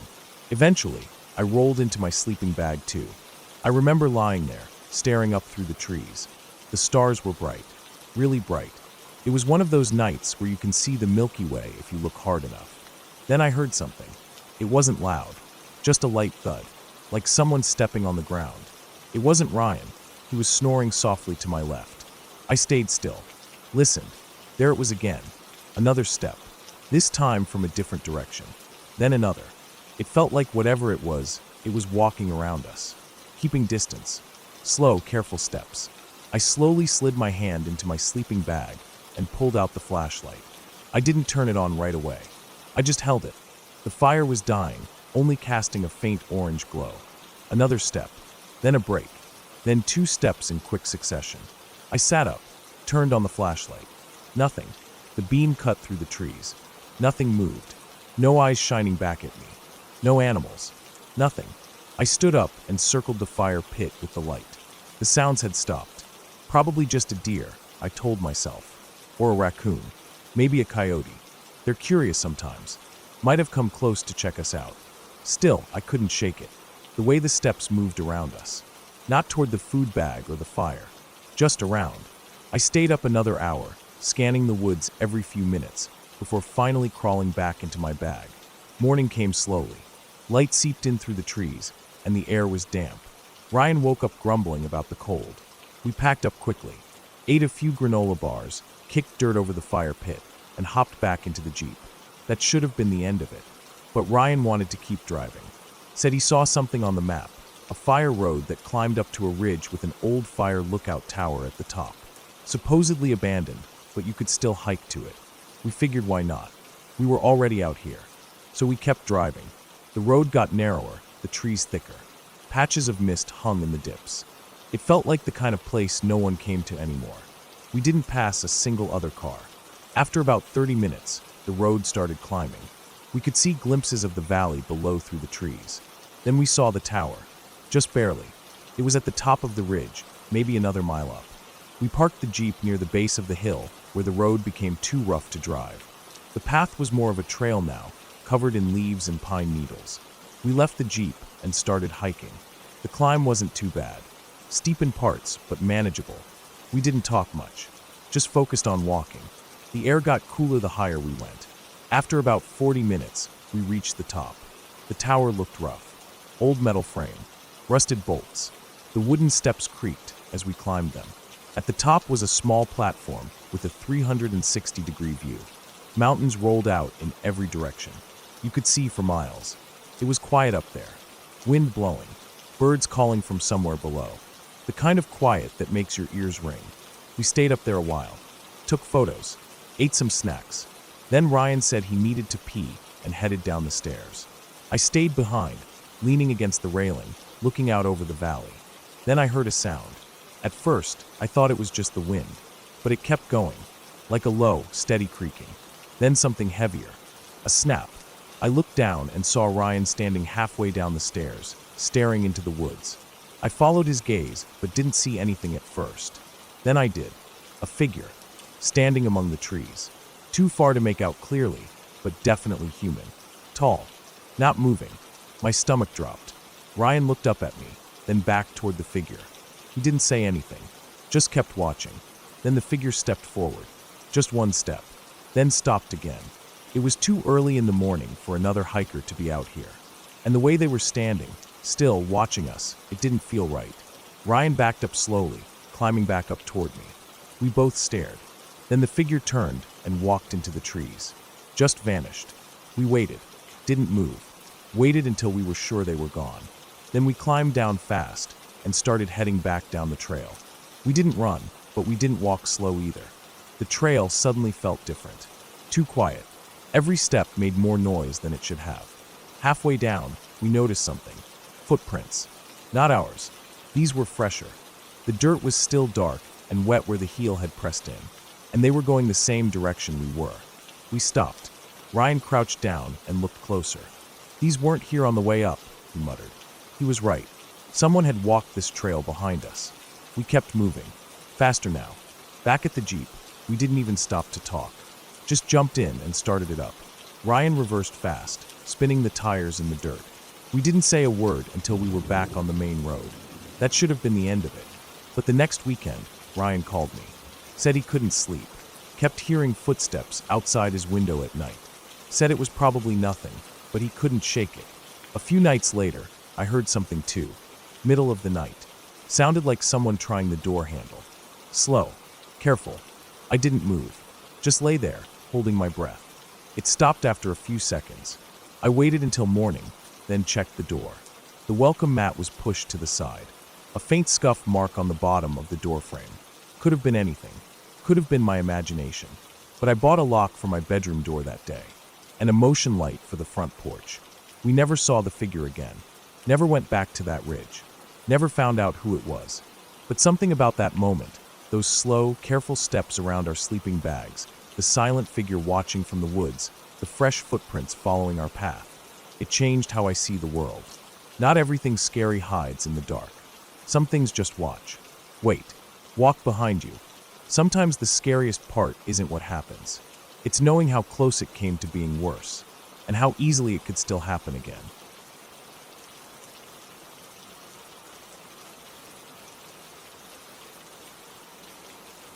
It started with a wrong turn. I'd been driving all day, leaving behind the dry heat of the valley and heading toward the northern woods, hoping to clear my head after a rough couple of weeks. I didn't plan on staying out long. Just a drive, maybe a short hike, and then back home by night. No overthinking, no big plans. I didn't even tell anyone where I was going. I just filled up the tank, packed a couple protein bars and a flashlight, and left. Somewhere past the last small town, the paved road turned into gravel. There wasn't much of a sign, just a wooden post leaning sideways and pointing toward what looked like a barely used Forest Service road. My GPS lost signal about 15 minutes earlier, and I figured I'd just follow the gravel road until I found a place to stop and stretch my legs. The road went on longer than I expected. Trees closed in tight on either side, and the further I went, the narrower the path became. Every now and then, I'd pass a rusted-out gate, a broken sign, or a faded trail marker. Most of them were illegible. I thought about turning around, but the road was too narrow, and I hadn't seen a good spot to reverse for a while. So I kept going. After what felt like forever, I saw a small pull-off area just wide enough for my car. I parked, got out, and stretched. The air was cooler here. Damp. The forest around me was dense, but not overgrown. The underbrush was low, mostly pine needles and moss. No cell service. No sounds of people or cars. Just wind in the trees and the occasional bird.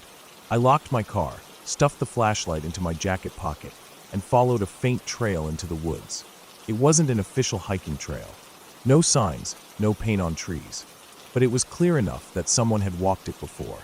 Maybe hunters or rangers. I kept walking, thinking I'd just go a mile or so and turn around. The trail sloped downhill, winding between thick trunks. A few times I had to step over fallen branches or skirt around soggy patches. The light filtering through the trees had that quiet, green tint to it. It was peaceful, and for a while I felt fine. But the further I walked, the more off everything started to feel. It was subtle at first. The air smelled different, like old water and rust. There were fewer birds. No squirrels darting around. I started noticing deep grooves in the trail, as if someone had dragged something heavy along it. Long, parallel lines in the mud, spaced just right to look intentional. I told myself it was nothing. Maybe someone had hauled supplies down here. Maybe there was a hunting cabin or a shed. Still, my pace slowed. I started glancing behind me more often. The forest didn't look the same in reverse. Every tree looked familiar, like I'd seen it before, but none of it looked like the way back. I took out my phone again. Still no signal. I decided to turn around. That's when I heard something. At first, I thought it was just the wind shifting. A creak, a distant crack of a branch. I stopped and listened. It came again. A slow, dragging sound. Not loud, but close enough that it didn't feel like wind. I crouched a little and tried to pinpoint it. It stopped. I stood still for at least a full minute. Nothing, just my own breathing. Then I turned and walked back the way I came. I walked faster now, trying not to panic. Every few steps, I looked over my shoulder. I didn't see anyone, didn't hear anything else.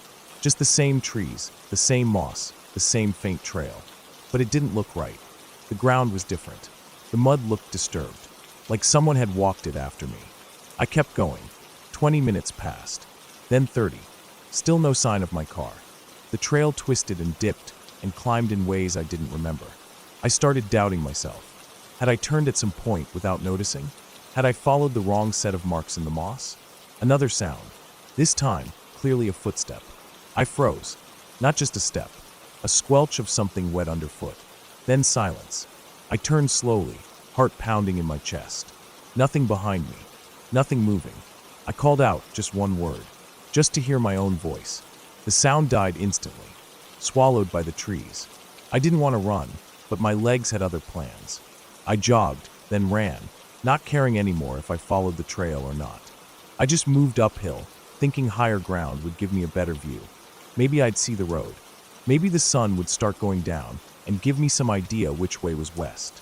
I crested a small ridge and stopped to catch my breath. That's when I saw it. Down in a shallow hollow below the ridge was a clearing. In the middle of the clearing was a cabin. Not a ruin, not some ancient hunting shack. A real, recently built cabin. Metal roof, clean wood, a porch, smoke drifting faintly from a metal chimney. I hesitated. I didn't want to go down there, but it was the first sign of people I'd seen in hours. Maybe whoever lived there could help. Maybe they had a phone or a map. I moved slowly down the slope. As I got closer, I noticed a few odd things. The clearing was perfectly round. The grass was short, trimmed unnaturally even. No tire tracks. No path leading to the door. Just the trail I had stumbled down. The cabin door was closed. No lights in the windows. But the smoke was real. Someone was inside. I walked up the steps and stood on the porch. It creaked under my weight. I knocked. Once. Then again. Nothing. I waited. Still nothing. I turned the handle. The door opened. Inside, the cabin was warm. Not cozy, but warm. A wood stove crackled in the corner. The furniture was sparse. One table. One chair. A cot. A few shelves. Everything looked handmade. There were no pictures. No signs of technology. No food. No clothes. Just a single book on the table and a large, leather backpack sitting next to the cot. I stepped in, called out. Nothing. Then I heard the door close behind me. I spun around. No one there. Just the door now shut.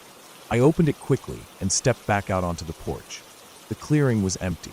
The woods beyond were still. I left the door open and stepped away from the cabin. I had no reason to trust that place. I just wanted to find the road. I circled the clearing. I looked for tire tracks, a path, anything. There was nothing. No footprints. No sign of anyone coming or going. The trail I'd come from was gone too. Just grass. I turned back to the cabin and saw something that made my stomach twist. The smoke from the chimney was gone. The door was shut again. I didn't hear it close. I stepped back onto the porch and knocked again, harder this time. Still no answer. Then I noticed something I hadn't before. On the side of the cabin, near the corner, there was a large metal hook embedded into the wall. Below it, the grass was flattened. Dark. Stained. I backed away. Whatever this place was, I wanted no part of it. I walked back into the woods, away from the clearing, not caring anymore which direction I went. I just moved. Branches scratched my face. I tripped more than once. My hands were scraped raw from catching myself on bark and rocks. Then out of nowhere, I stumbled back onto a trail. Not the same one. This one was wider, firmer, used. I followed it. It led uphill, then flattened out, and after maybe 45 minutes, I saw a sign nailed to a tree. It was old, but readable. It pointed toward a parking area, 1 mile ahead. I nearly cried. I kept walking.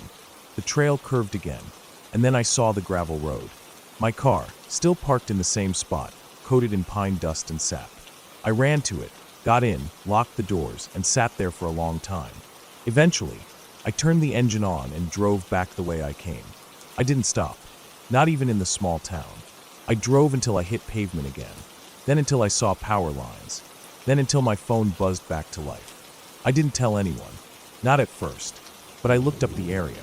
I tried to find that road again. I couldn't. I even went back once, a few weeks later, with a friend.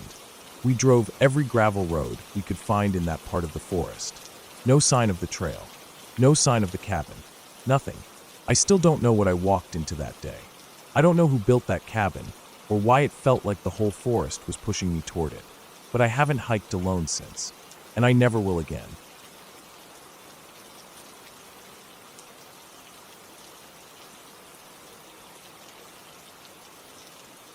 It was early September, just when the days were still warm, but the nights started to feel sharp with the hint of the coming cold.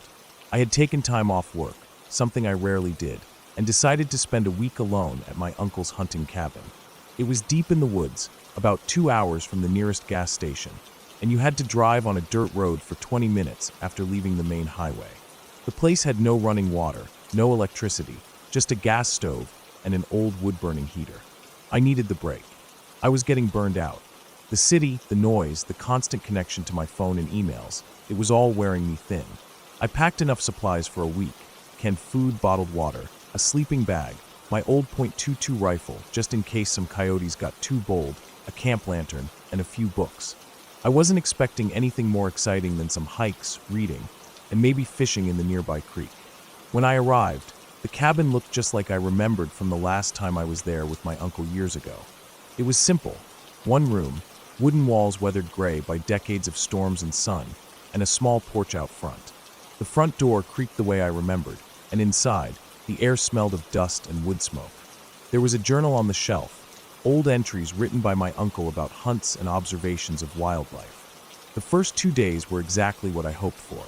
I walked trails I hadn't seen since I was a kid, ate simple meals, sat on the porch as the sun went down, and listened to the forest slowly take over the night.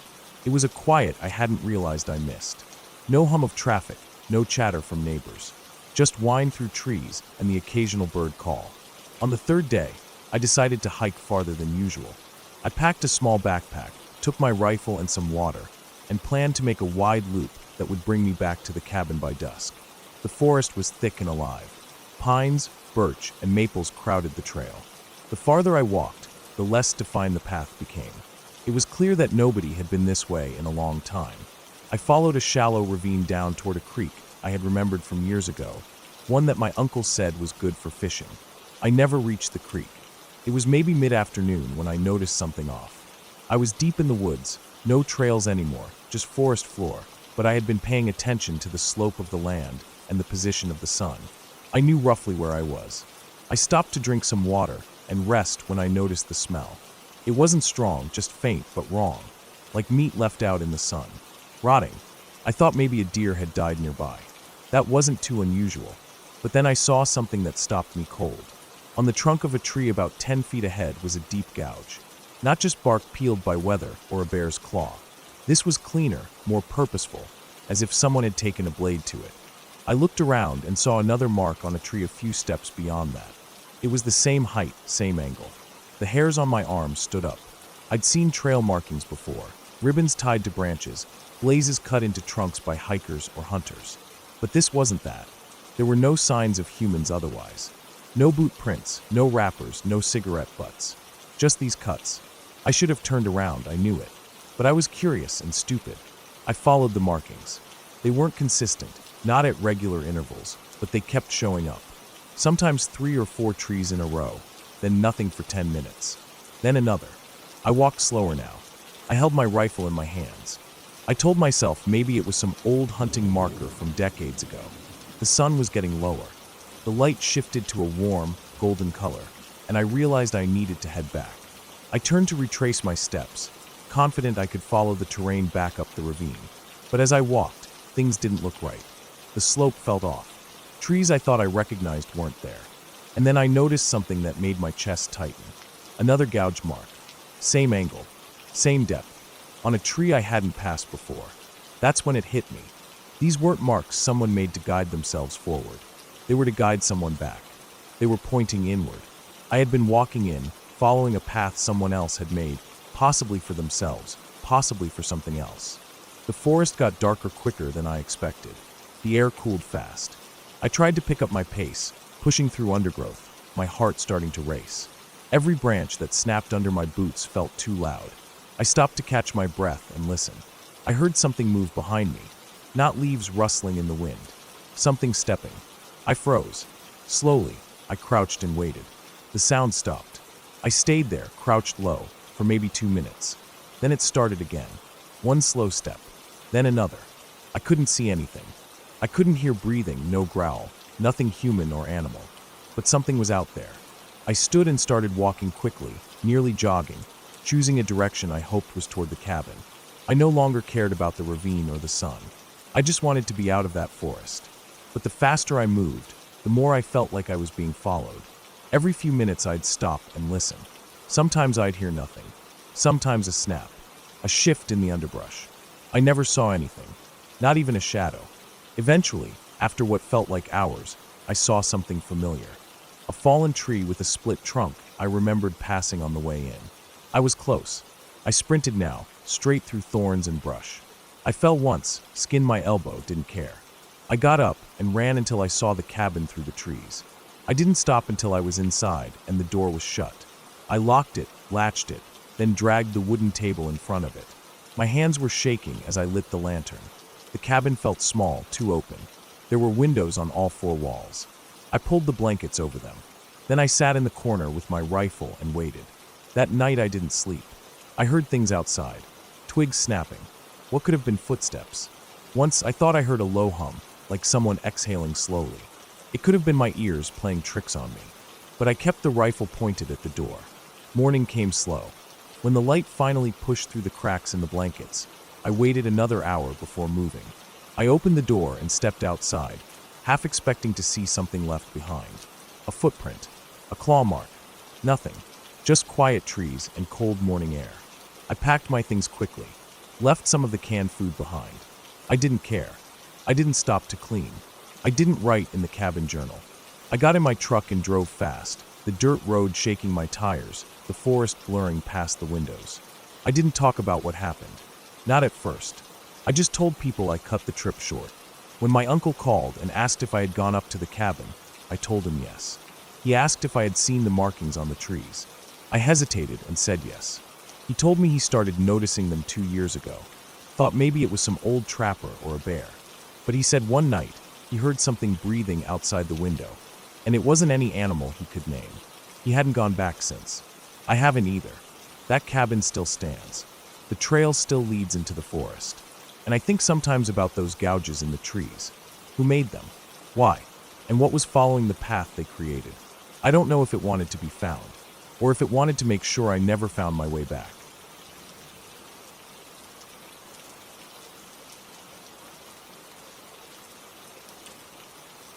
It started as a regular trip I took every few months to unwind from work.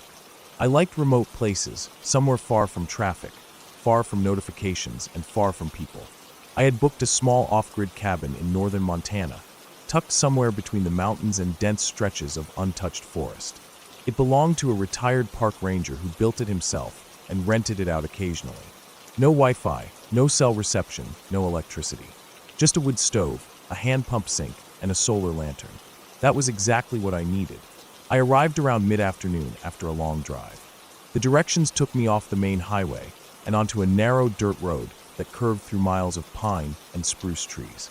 The air smelled clean, and the only sounds were birds and the crunch of gravel under my tires. When I finally pulled up to the cabin, it looked even smaller than the photos, but solid. There was a single room, a porch with a rocking chair, and a fire pit out front. A small outhouse sat about 30 yards away near a cluster of brush. Behind the cabin, the woods thickened into a near wall of green. It felt like I had the world to myself. I unpacked my gear, stocked some canned food inside, and laid my sleeping bag on the bed. There was a trail just behind the cabin that the owner had marked with a red ribbon on a tree. It wasn't on any maps. He said it led to a ridge with a great view if I felt like hiking. I figured I might check it out in the morning. That first evening, I made a small fire and cooked a can of beans with sausage over it. I sat in the chair, watching the flames flicker, feeling the tension in my body melt away. The stars came out fast in the deep mountain dark. I must have stayed out there for hours, just listening. At some point, I heard what I thought were twigs snapping in the woods. I paused, but it wasn't close, and it could have been anything. A deer, a rabbit, maybe wind. I went inside and slept hard. The next morning, I woke up to the sound of birds calling through the trees. The sun filtered in through the one small window. I boiled water for instant coffee and sat out on the porch sipping it. That trail had been on my mind since I arrived.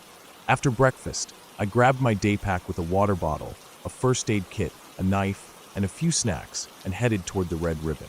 The trail was narrow, winding between trees and over rocks and fallen branches.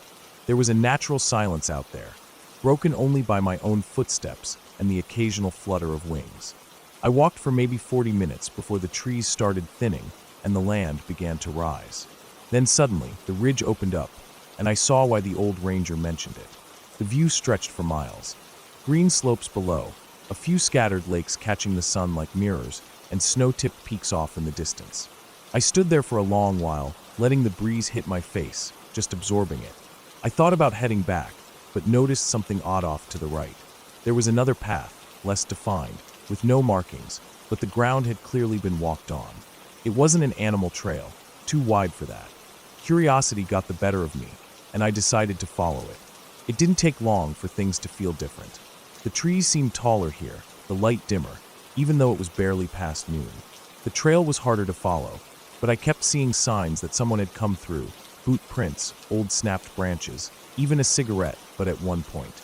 I started to get a weird feeling in my gut, that something about this place wasn't right. I told myself it was just the isolation getting to me. Still, I should have turned back. I kept going, deeper into the woods. That's when I saw it.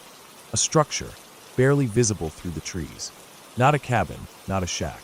More like the frame of something made of rough, uncut logs tied together. It stood maybe 6 feet tall and formed a kind of triangle. It didn't have walls, just 3 poles leaning into each other, with bones, actual bones, strung up by cords inside the frame. Some small, like rabbits. Others, I don't know, bigger. The bones were sun-bleached, arranged in patterns. I stopped in my tracks and stared at it, feeling cold despite the heat. It didn't look like anything ceremonial or decorative. It felt wrong. Wrong in a deep, physical way. My stomach tightened, and my skin prickled. I turned to go back. I didn't want to know more. I just wanted to be back at the cabin. But when I turned around, I couldn't find the trail. I walked back the direction I thought I'd come from, but after 5 minutes, nothing looked familiar. I checked for the boot prints I'd followed. Gone. I circled around, but every direction looked the same. Trees, ferns, shadows. I tried not to panic. I'd done wilderness hikes before. I knew how to backtrack. But nothing was helping. I was lost. I climbed up a rock outcropping to try and get a look over the trees. Nothing but forest in every direction. No sound of roads, no cabin roof in sight. I shouted once, just out of instinct. But of course, no one answered. I had my pack, so I had water. I had snacks. I had daylight. I sat down to breathe and plan. I told myself to stay calm, stay put, and retrace my steps slowly. I marked a tree by scoring it with my knife. Then I picked a direction and began moving again. It took hours, but finally, I stumbled back onto a trail. Not the original one. This one was wider, flatter. It had to be a service trail or maybe a fire break. Either way, I followed it. I followed it until my legs were jelly and my throat was dry. And just when I thought I might have to spend the night out there, I saw the cabin roof through the trees. I nearly collapsed when I reached the porch. I went inside, sat on the floor, and stayed there until my breathing slowed. I didn't go back out that night. I didn't even build a fire. I just locked the door and stared at the window until I fell asleep in my clothes. The next morning, I was sore and angry at myself. Angry for getting lost, for pushing too far, for letting fear get the best of me. I told myself the structure could have been anything. Maybe someone's hunting shrine. Maybe some backwoods art project. I wasn't going to let it ruin my trip, but something had changed. I noticed footprints around the fire pit that weren't mine. Deeper treads, wider than my boots. I checked around the back of the cabin. There were more, faint in the dry dirt, but visible. Someone had walked around the place while I was inside. I checked the door and window. Still locked. Nothing broken. But that didn't calm me. I stayed close to the cabin that day. Read a bit, gathered firewood, kept my knife close. Every few minutes, I caught myself glancing at the trees. I couldn't shake the feeling that I wasn't alone. That night, I didn't sleep much. I'd blown out the lantern and was lying in the dark when I heard the first sound. A soft scrape, then another. Not inside, outside, near the back. It was steady, deliberate, something brushing the side of the cabin. I froze. My heart hammered in my chest. I waited, holding my breath. Then it stopped. Silence. I stayed like that until the sky started to lighten. I don't think I moved an inch. When the sun came up, I stepped outside. Nothing. No tracks this time. Nothing out of place. But I'd heard it. I knew I had.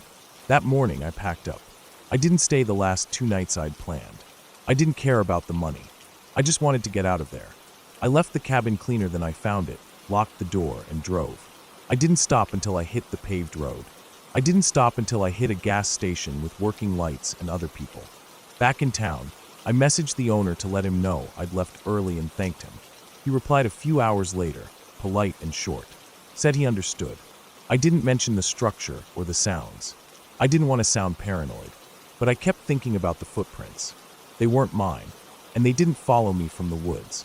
They came from the trees behind the cabin, from the direction of that second trail. I hadn't come that way. That means someone else had, and they were close, closer than I ever realized.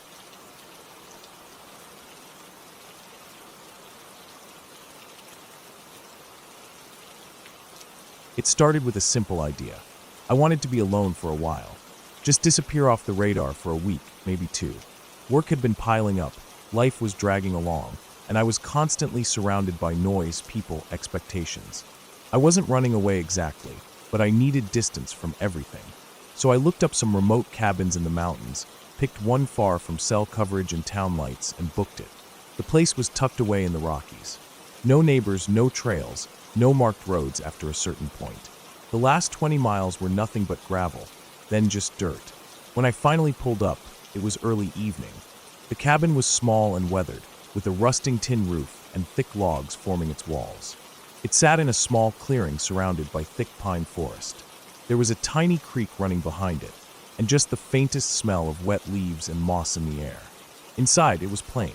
A cot, a table, a wood stove, and a few shelves with old books and some tools. No electricity. No running water. I liked that. It was exactly what I had wanted. I unpacked, lit a fire, boiled some water from the creek, and made instant noodles for dinner. Then I sat by the fire until it burned down and went to sleep. The first couple days were peaceful. I spent time walking in the woods, chopping some firewood, and just sitting quietly. I wrote in a notebook, watched squirrels chase each other, listened to the birds. My phone was off, stuffed into my bag under the cot. I wasn't tempted to check it. There was no signal anyway. At night, it got cold, and the silence wrapped around me like a blanket. Real silence, the kind you only get when you're far, far away from everyone. But by the 4th day, things started to shift. It began with small things. I noticed footprints near the creek. At first, I figured they were mine, but they were spaced differently. Heavier, larger. I stood next to them, compared my boots. These weren't mine. Maybe a hunter or hiker passed through, but the tracks came from the woods, followed the creek for a few feet, then disappeared back the way they came. Later that afternoon, I thought I heard movement deeper in the forest. A branch snapping, a crunch of dry leaves. It could have been an animal, sure. There were elk and deer in the area, probably even bears. Still, it made the hairs on my arms rise. I reminded myself that I was alone out here. Nobody had any reason to be sneaking around. I locked the cabin door that night. It felt silly. There was barely even a real lock. Just a wooden latch you could break through if you leaned on it. But it made me feel better. I left the fire going longer, just to keep the shadows away. By the 5th morning, I was getting uneasy. I found more tracks near the cabin. They were close to the firewood pile. Fresh. Like someone had walked right up to the side of the cabin and stood there for a while. My skin crawled when I saw them. I stood still, looking around the clearing. I didn't see anything, but I felt watched. I packed a small bag, took a hatchet, and headed out in the direction the tracks came from. The forest swallowed sound quickly. Within a few minutes, all I could hear was the wind through the trees. I moved slowly, scanning for any sign of whoever it might have been. I saw nothing. No movement. No sound. I circled back around after an hour, uneasy and unsettled. That night I barely slept. I kept jerking awake, thinking I heard something. Once, I was sure I heard soft, crunching footsteps near the window. I sat up in the dark, gripping the hatchet with sweaty hands. My heart was pounding. I didn't move for hours. By the 6th day, I was ready to go home. But the problem was, my truck wouldn't start. I turned the key and nothing happened. Not even the engine trying to turn over. Just dead silence. The battery was fine the day before. I checked under the hood. Nothing looked wrong. I opened the gas cap. Still had plenty. I sat in the driver's seat for a long time, staring at the trees. I didn't like the idea of leaving the cabin. It was about a 20-mile hike back to the main road through dense forest and steep ground. I knew the general direction, and I had a paper map in my bag. But I also knew that it would take most of a day, and I'd have to spend a night somewhere in the woods before reaching help. Still, the idea of staying another night made my stomach tighten. I spent that day preparing.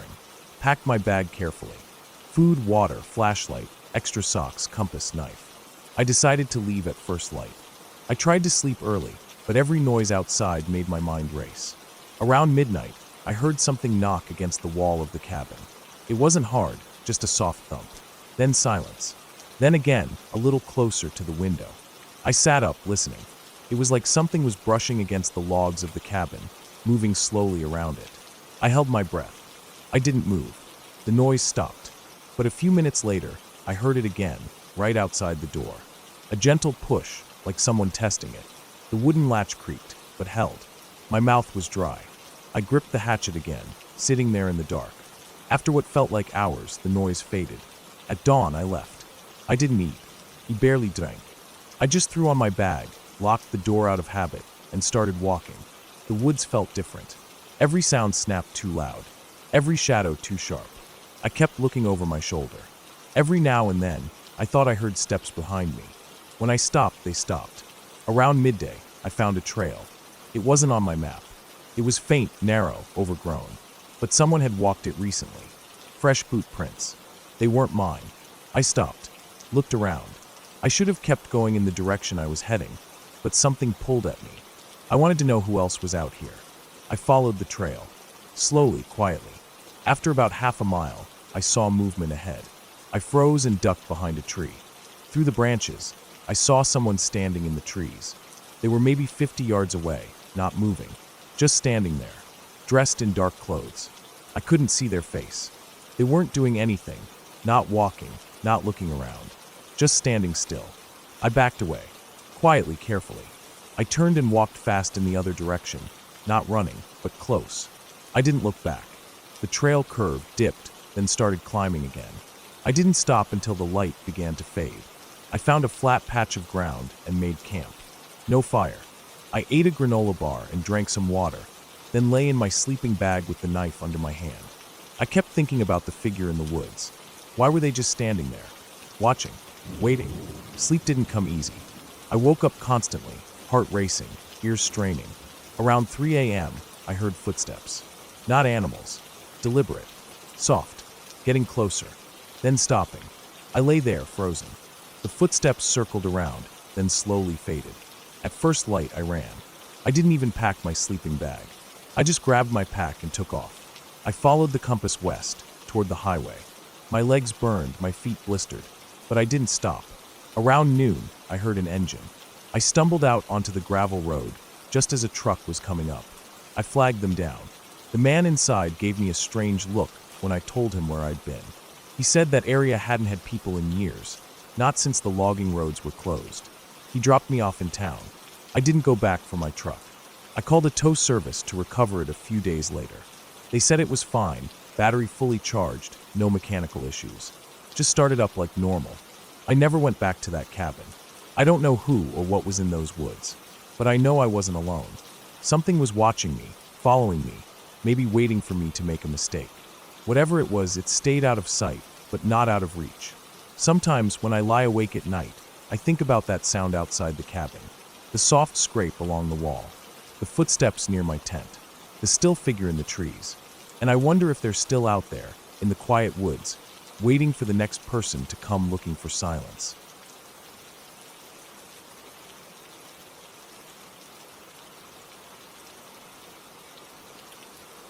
It was supposed to be a quick weekend getaway, just me, some peace, and the woods.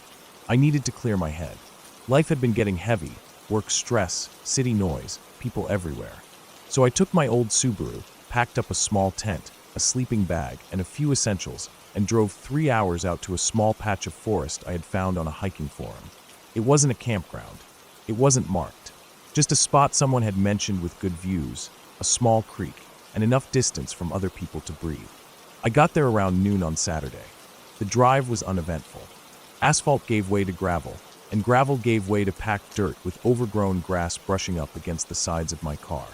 Eventually, I parked in a small clearing, barely big enough for one vehicle, and started the short hike into the trees. There was no trail, just directions I screenshotted off the forum. Head east until you hit the fallen oak with a hollow center, then follow the slope down and stay left at the split boulders. I found the spot. It took maybe 20 minutes of bushwhacking and checking the screenshots every few steps. The area opened into a wide dip between two low ridges, with a shallow creek running along the left side. Moss-covered stones sat in the water. The sun filtered through tall pine trees. No cell service, no voices, no car engines in the distance. It was exactly what I wanted. I set up the tent just off the creek, on a flat patch of ground, rolled out my sleeping bag, took a few photos of the area, then sat on a log and ate some trail mix while listening to the birds. I spent most of the afternoon exploring around the dip. There wasn't much wildlife beyond squirrels and birds, but I saw a couple of deer tracks near the water. The air was cool and clean. The forest was quiet in that calming way that feels like a blanket over your ears. Every now and then, a branch would creak or a bird would call out, but otherwise it was still. By the time the sun started to lower, I was back at camp. I built a small fire using some dry wood I found nearby. I cooked a packet of instant rice and beans and ate it slowly, watching the flames pop and twist. The stars came out one by one. No moon, just black sky and pinholes of light. It was peaceful. Around 10 p.m., I put out the fire, zipped myself into the tent, and tried to fall asleep. But I couldn't. I'm not sure why. I wasn't scared, just alert, like my body wasn't ready to sleep yet. I lay there in the dark, listening. The creek, the occasional breeze moving leaves. Then nothing. Silence again. I tried to relax, counted slowly, breathed deeply. I must have drifted off eventually. I woke up suddenly. It was still dark. I checked my watch. 1:46 a.m. Something had changed. At first, I couldn't tell what it was. Then I noticed the silence. Even more silent than before. No water sounds. No breeze. No insects. No rustling. Just dead air. Heavy and still. I sat up slowly, listening hard. Then I heard it. A faint crunch. Like a footstep. Not close. Not loud. But definite. On the ridge above me, maybe 30 or 40 feet up. I froze. Waited. Another crunch. Still faint, but clearly a step. Not an animal moving through brush.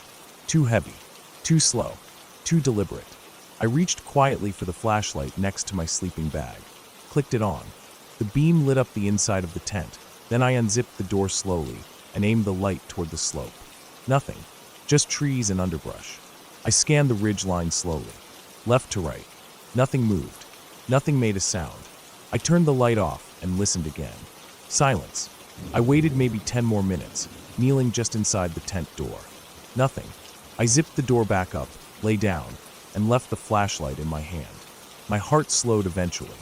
My mind told me it was probably a deer, or a raccoon, maybe a falling branch I misheard. The creek had started flowing again, the sounds returning. I closed my eyes. I didn't sleep. I lay there in and out of shallow rest. Every noise made me perk up. The woods didn't feel right anymore. Not hostile, exactly. Just off. Then a new sound. Water, but not the creek. Splashing. Steps in the creek. I sat up again. Checked my watch. 3:12 a.m. I held my breath. The splashes weren't far, just a few feet from my tent. They were slow, spaced out, like someone walking across the shallow part. One step, then another, then another. No animal moves like that. Not in a straight line. Not at that pace. I clicked on my flashlight again and pointed it toward the creek. Nothing.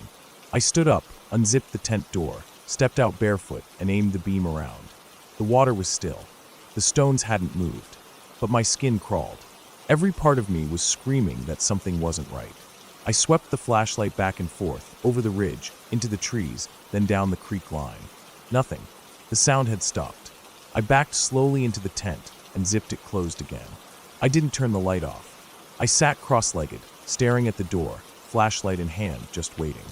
By dawn, I was still awake. The moment the first bit of light broke through the trees, I unzipped the tent and stepped out. Everything looked normal.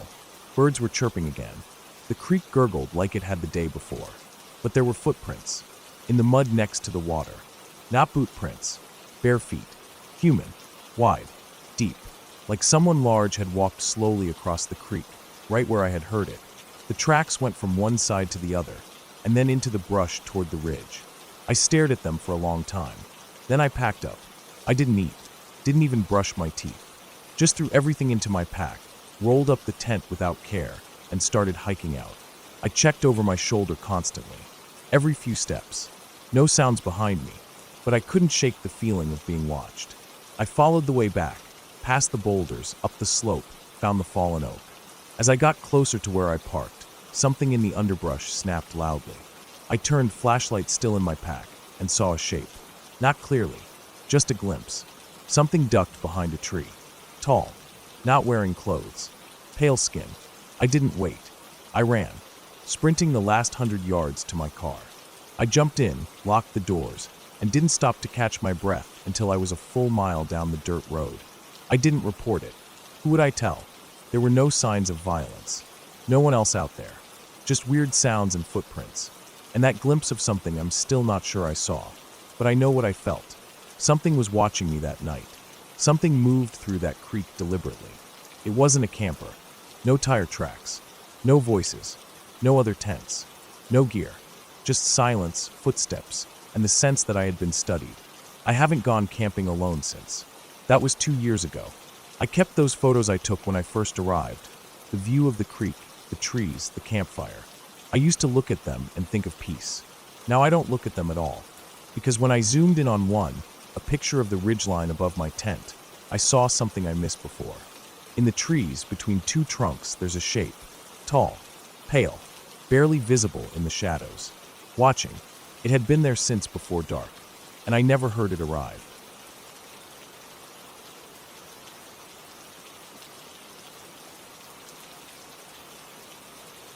It started with a last-minute decision.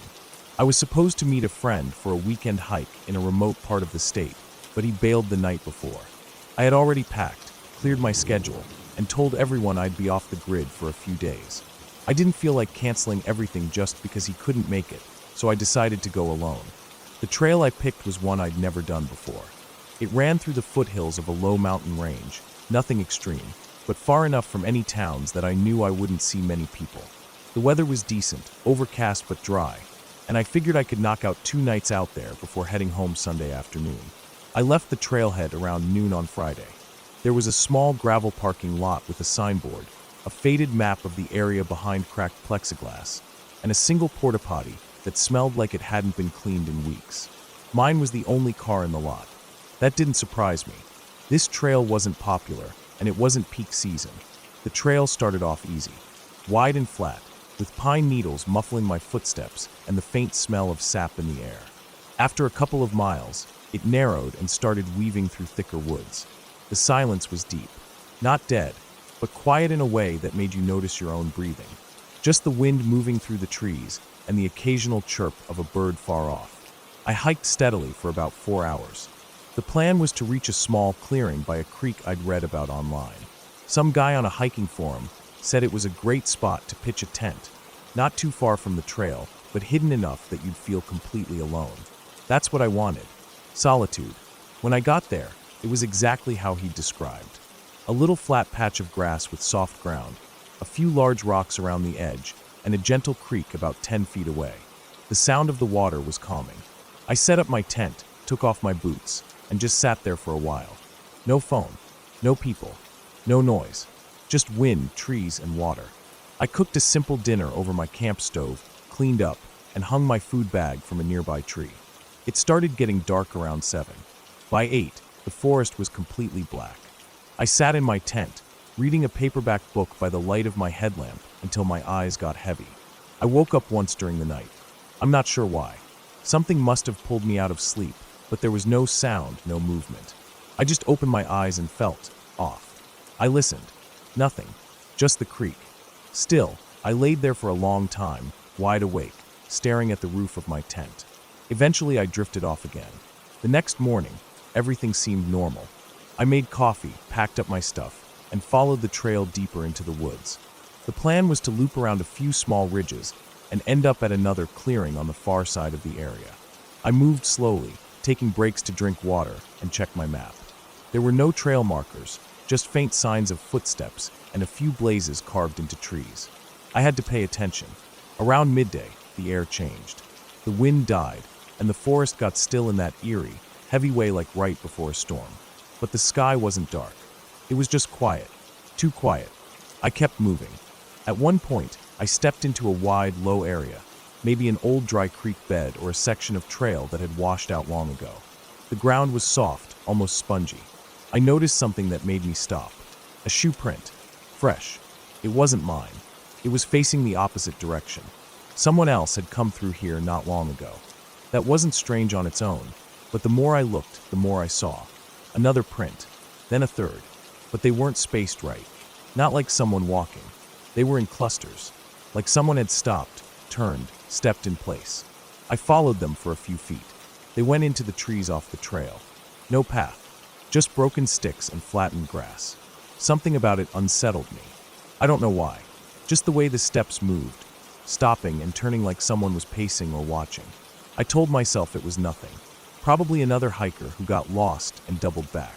Still, I picked up my pace. By late afternoon, I reached the second clearing. It was smaller than the first, but still flat enough for my tent.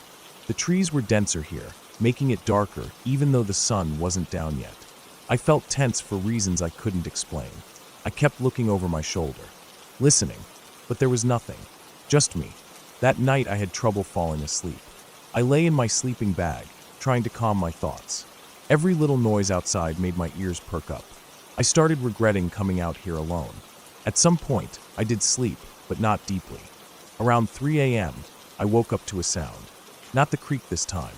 Something else. A thump. Faint but definite. It came from somewhere to my left. Then another. Thump. Like someone walking. Carefully. Slowly. I froze. My heart started pounding. I listened hard. Thump. Then silence. Then a crack. A branch. Then nothing. No footsteps. No breathing. Just the forest again. I didn't move for over an hour. Just laid there, clutching the knife I kept in my pack. Eventually, dawn started creeping in, and the fear faded just enough for me to crawl out and check around. I didn't see anything. No footprints. No broken branches. No sign of anything out of place. Still, I packed up quickly and decided to head back. I didn't feel right. Something about the area felt wrong now. Heavy. Watching. I followed the loop trail back toward the original clearing. I figured I'd make good time and just camp there again before leaving in the morning. It would mean one more night, but I didn't want to rush and get hurt hiking tired. Around mid-afternoon, I reached a ridge that looked familiar. I stopped to check the map. Then I saw something that made my stomach drop. It was my campsite from the first night. I hadn't made the full loop. Somehow I doubled back without realizing it. But that didn't make sense. I'd followed the trail, the same one from the map. I didn't stray. I stood there, confused, staring at the empty clearing. Then I noticed something hanging from the tree where I'd hung my food bag. It was my food bag. I had taken it down. I remembered clearly. I packed it, ate from it the next day. There's no way it should have still been there. I walked up to it slowly. It was tied the same way I had left it, even though I remembered untying it myself. My hands started to sweat. I looked down at the ground around the fire ring. My footprints were still there. It was like I had never left. but I knew I had. I'd walked over 10 miles. I'd crossed ridges, past landmarks. I even remembered the place where I saw the strange footprints.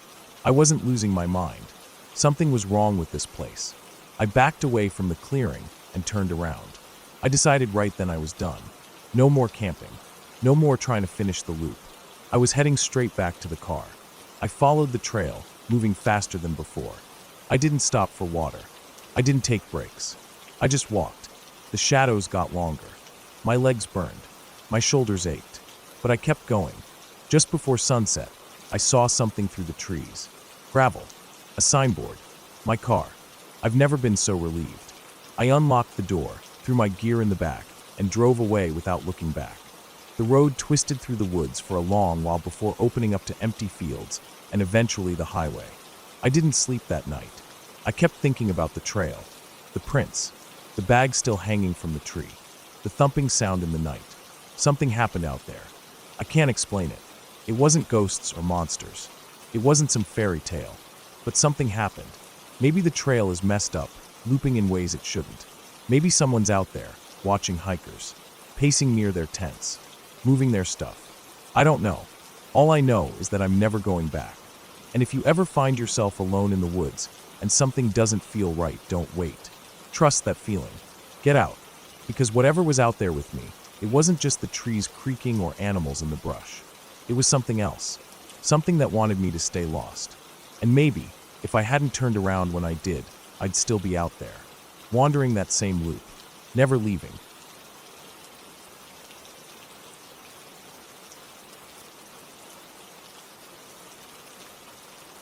It started with something simple, a work trip. I was sent out to a remote site in eastern Oregon by the small construction firm I worked for. We were contracted to inspect an abandoned hydroelectric dam, the kind built back in the 1930s, all cracked concrete and rusting steel. It hadn't produced power in decades, but the county wanted to turn the surrounding area into some kind of park or outdoor learning center. My job was to take photos, assess structural stability, and make notes about safety concerns. That was it. The dam sat about 15 miles off the nearest highway, reachable only by a dirt access road that hadn't seen maintenance in a long time. I drove a rented truck, one of those boxy 4X4S with stiff suspension and loud tires. The drive was bumpy and slow, but the land out there was wide and quiet, nothing but pale yellow grass, old pine trees, and dry air. Cell service dropped about halfway in. I wasn't worried. I had my printed maps, the GPS on my camera, and a satellite phone in case anything really went wrong. I arrived mid-morning. The sky was cloudless and sharp blue, the sun already beating down hard. The dam stretched across a narrow river gorge, holding back a small, murky reservoir. On the far side, rocky hills rolled up toward tree-covered ridges. The structure looked mostly intact from a distance, just old. Streaks of mineral stains ran down the face. Bushes and weeds had crept in around the base. The access gate was unlocked. I parked near a rusted utility shed and grabbed my gear. Helmet, clipboard, camera, water bottle, and a flashlight. The air was dry and buzzing with insects, the only sound aside from the slow trickle of water leaking through the cracked spillway. There were no birds, no wind. The dam had three main parts: the control building at the top, the spillway at the center, and the intake tunnels beneath, where water once rushed in to spin the turbines. I started with the building. It was a low, square structure made of reinforced concrete, its flat roof lined with rusted railing. The door creaked open with a groan.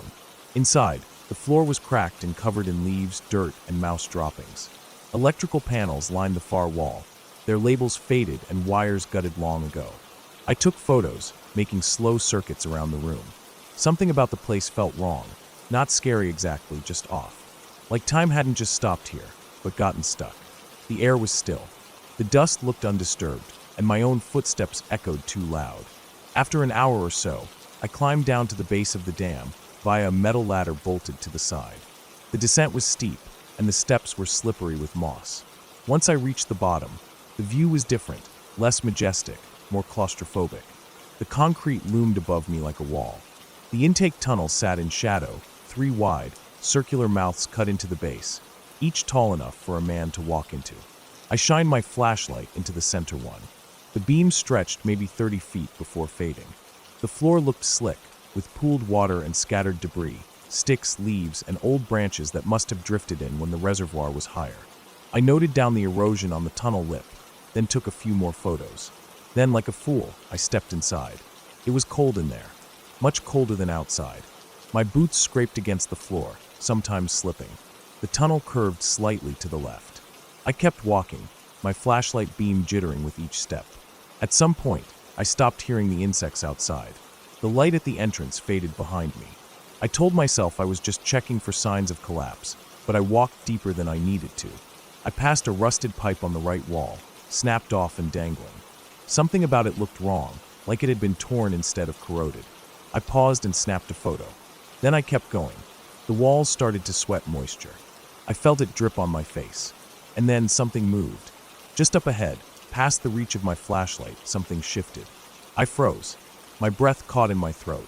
I held the light steady. Nothing. Just wet concrete and scattered debris. Maybe a rat. Or an echo of my own movement. I told myself that, but I turned around and started walking back. Except it felt longer going back.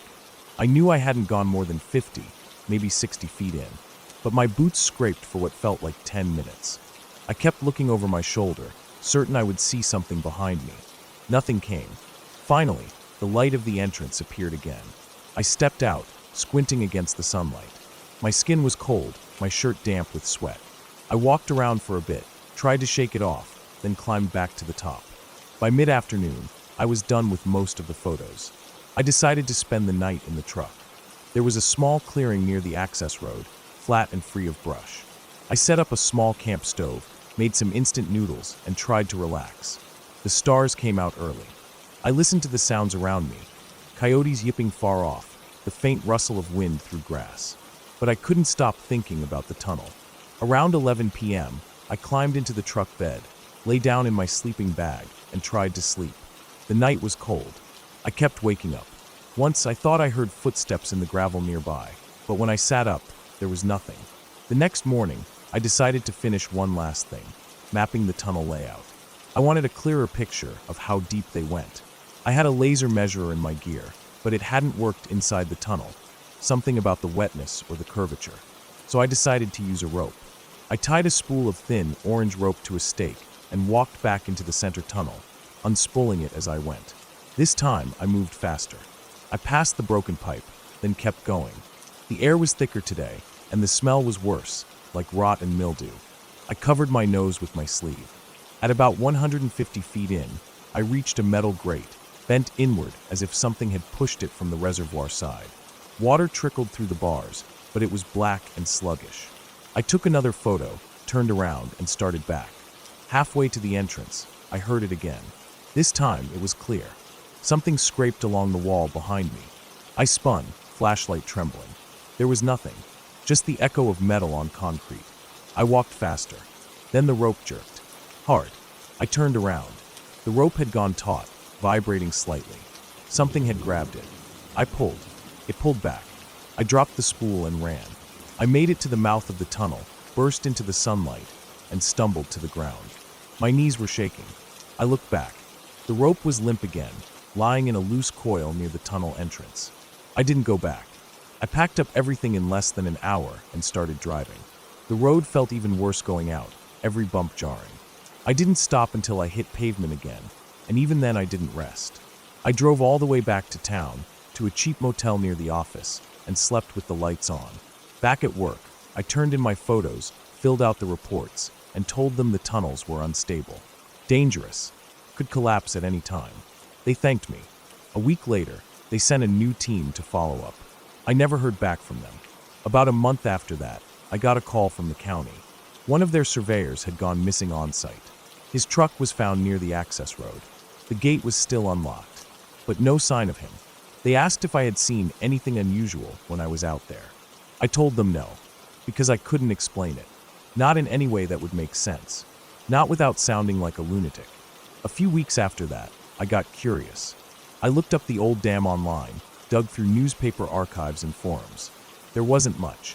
A few old photos. One blog post from a local fisherman talking about the area being strange. He said the fish never swam near the dam, that the water tasted off, that animals wouldn't go near it. Then I found something else.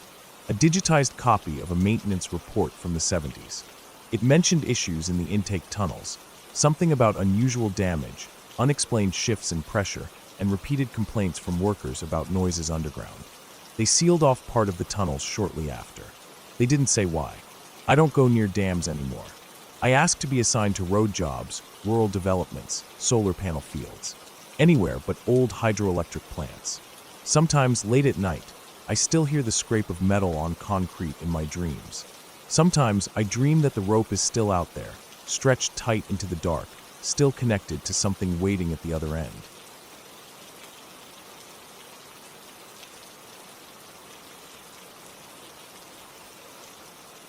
It started out as a normal weekend. I had taken Friday off work to give myself a 3-day break. I needed it. I had been swamped with deadlines, barely sleeping, barely eating, and the burnout was catching up fast. A friend had told me about this small, secluded cabin deep in the forested part of the state, near a place called Rock Hollow. I had never heard of it, but that was the whole point. No people, no noise, no pressure, just me, the woods, and a chance to breathe. I drove out early Friday morning. The further I got from the city, the more the tension in my body started to fade. Trees replaced buildings, and the highways thinned into winding two-lane roads. I followed the directions my friend had emailed, eventually reaching a narrow dirt path that split off from the main road. It was barely wide enough for my car. Branches scraped the sides as I inched along, and for a moment I second-guessed this plan, but I reminded myself I wasn't here for luxury. After about 20 minutes of crawling through the thick woods, the trees suddenly opened up, revealing a clearing with a small wooden cabin in the center. It looked weathered but sturdy. The wood was dark with age, the roof a patchwork of old shingles, and a small stone chimney poked out from one side. There was no electricity, no cell signal, no internet. Just the basics. A bed, a wood stove, a few cabinets stocked with canned goods and supplies. It was perfect. I unpacked, set up my sleeping bag on the small cot, and took a walk around the clearing. The forest was thick all around, the tree line dense and deep. It was quiet, almost too quiet. No birds, no wind. Just the sound of my boots crunching dried leaves. I figured the place was just so remote that animals stayed away from the clearing. That first night was peaceful. I sat outside as the sun dipped below the trees, watched the sky shift into deep blue and then black. Stars poured across the sky, more than I had seen in years. I made a small fire using the stacked wood beside the cabin, warmed up some beans in a tin pot, and ate them while listening to the crackle of the flames. When I turned in, I slept like a rock. The next day, I decided to hike. There were no marked trails, but I had a compass and a decent sense of direction. I set out around mid-morning, pushing through underbrush and weaving between thick trunks. I wasn't trying to get anywhere specific. I just wanted to explore.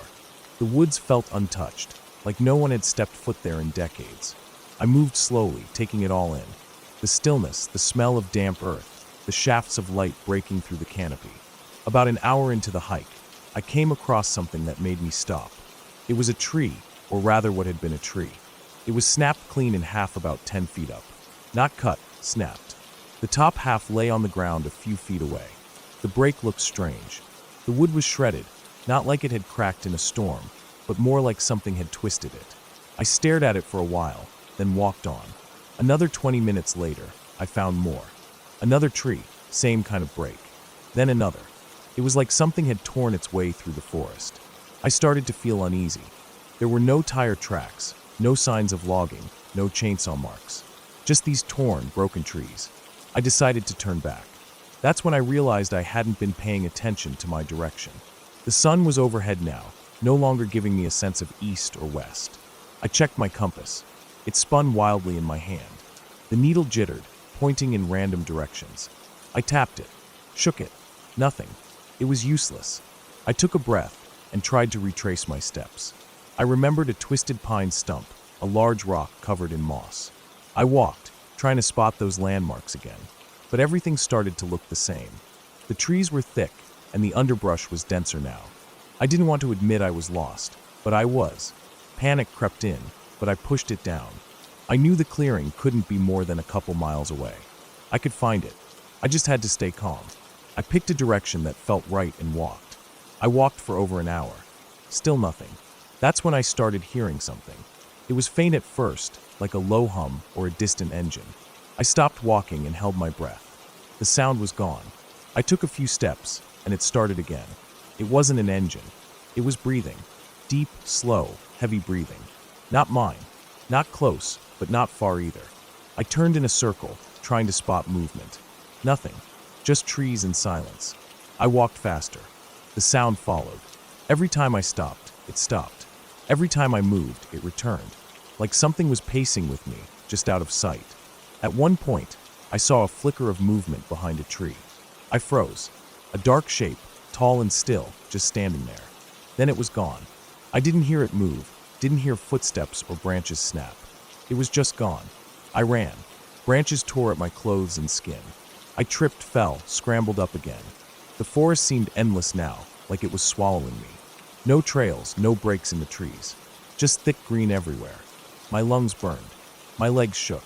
Eventually, I found something. A structure. Not the cabin. This was different. A shack, half collapsed and rotting, hidden behind a wall of brambles. It looked like it hadn't been used in decades. The door hung off one hinge, the inside dark and filled with debris. But it was shelter. I crawled inside and sat against the far wall, trying to quiet my breathing. I waited. Hours passed.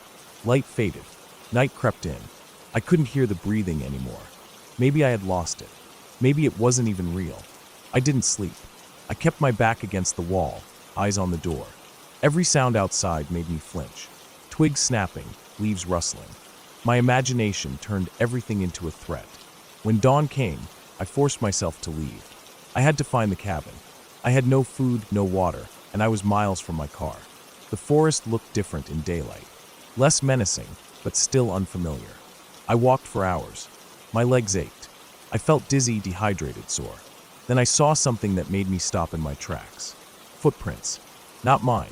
Large, deep, barefoot. They led through the mud between two trees. I crouched down to look. The toes were long, the arch wide. Too big to be human. But the strangest part was how fresh they looked. The edges were clean, not yet dried or weathered. Something was near. I heard the breathing again. Closer this time. I ran. I don't know how long I ran. Long enough that my legs gave out. I collapsed on the forest floor, gasping. I expected to be grabbed, dragged into the trees. But nothing happened. Eventually, I stood and kept walking. Slower this time. Sometime in the late afternoon, I broke through the trees and into the clearing. The cabin stood where I left it. My car was still parked beside it. I didn't stop. I sprinted to the car, unlocked it with trembling hands, and got in. I started the engine and backed up, tires spinning in the dirt. I didn't look back. I drove for hours until I reached the nearest town. I checked into a motel and collapsed on the bed. I didn't tell anyone what happened. I didn't report it. What could I even say? A few days later, when I had calmed down enough, I called my friend to ask about the cabin. He said he had never been there himself, just heard about it from someone else. I didn't press for more. I still don't know what I saw out there, what followed me, what watched me. But I know this. Something lives in those woods. Something that doesn't want to be found. Something that watches, waits. And I don't think I was the first person it watched. I just hope I was the first to get away.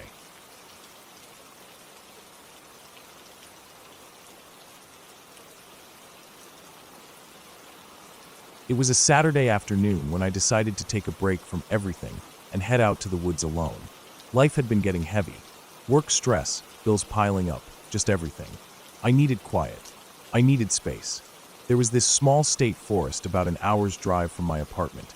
Not well known, barely maintained, and definitely not crowded. That made it perfect for what I needed. I packed light. Just a backpack with the basics. A tarp, sleeping bag, flashlight, some snacks, water, a knife, lighter, a first aid kit, and my old metal thermos filled with coffee. I left my phone in airplane mode. I didn't want texts, calls, notifications, nothing. I wanted to feel disconnected for once. By 4 p.m., I had parked at the edge of a gravel turnout and hiked down the narrow trail that led into the forest. The trees were thick, mostly pine and oak, the kind of woods that absorb sound. After just 5 minutes of walking, I couldn't hear the road anymore. Birds chirped faintly, but mostly it was quiet. Really quiet. I didn't follow the main trail for long. After about a mile, I cut off and went deeper into the trees. I was looking for a place that felt like no one had been there in a long time. Eventually, I found a small clearing with soft moss underfoot, a few rocks, and low-hanging branches that would help support the tarp. It was perfect. Setting up took maybe 20 minutes. I tied the tarp between two trees at an angle and laid my sleeping bag underneath. Then I sat on a flat rock and poured myself some coffee, watching the golden afternoon light pour through the trees. I could feel the tension draining from my body. Time passed slowly, in a good way. I ate a protein bar, then walked a bit, following a deer path that led to a shallow creek. The water was cold and clear, and I splashed some on my face. When I got back to my spot, the sun was dipping low, and the air had started to cool. I lit a small fire in a safe ring I built with stones. Nothing big, just enough to keep warm. I roasted some almonds I brought, wrapped myself in the sleeping bag, and leaned back against my pack. The stars started to appear one by one through the breaks in the trees. I listened to the wind. I let my mind settle. Around 10 p.m., I put the fire out and lay down. The woods were darker than I expected, almost pitch black. I closed my eyes, ready to sleep. But I couldn't. Not yet. There was a sound. Not loud, just a small crunch of dry leaves. Then another. I held my breath and listened. Could have been a raccoon. Or a possum. Nothing big. But it wasn't just one sound. It came again, from a different direction. Then silence. I sat up slowly, heart beating a little faster. I reached for my flashlight and turned it on. A beam of light swept through the trees. Nothing moved. Everything looked the same. Still, I didn't lie back down. Instead, I waited. 10 minutes passed. Maybe more. Just when I thought I had imagined it, the sound came again. This time closer. Like a footfall. Slow. Deliberate. I stood up. My hand went to the knife at my side. My light flicked back and forth between trees. I took a few steps out from the tarp, listening harder than I ever had before. Then silence again. Eventually, I convinced myself it was probably a deer or a coyote checking me out. Curious, maybe sniffing for food. Nothing to panic over. Still, I didn't lie down again. Instead, I sat up against the rock, knife in one hand, flashlight in the other, trying to stay alert. I must have dozed off, because when I opened my eyes, it was dawn. The light was dim, but enough to see that everything looked untouched. Nothing missing. No footprints. Just forest. I packed up early. Something about the night didn't sit right. I told myself I was overthinking, but I still wanted to head back. As I walked, I stuck to the trail, checking over my shoulder more than I should have. I wasn't relaxed anymore. I was alert. Tense.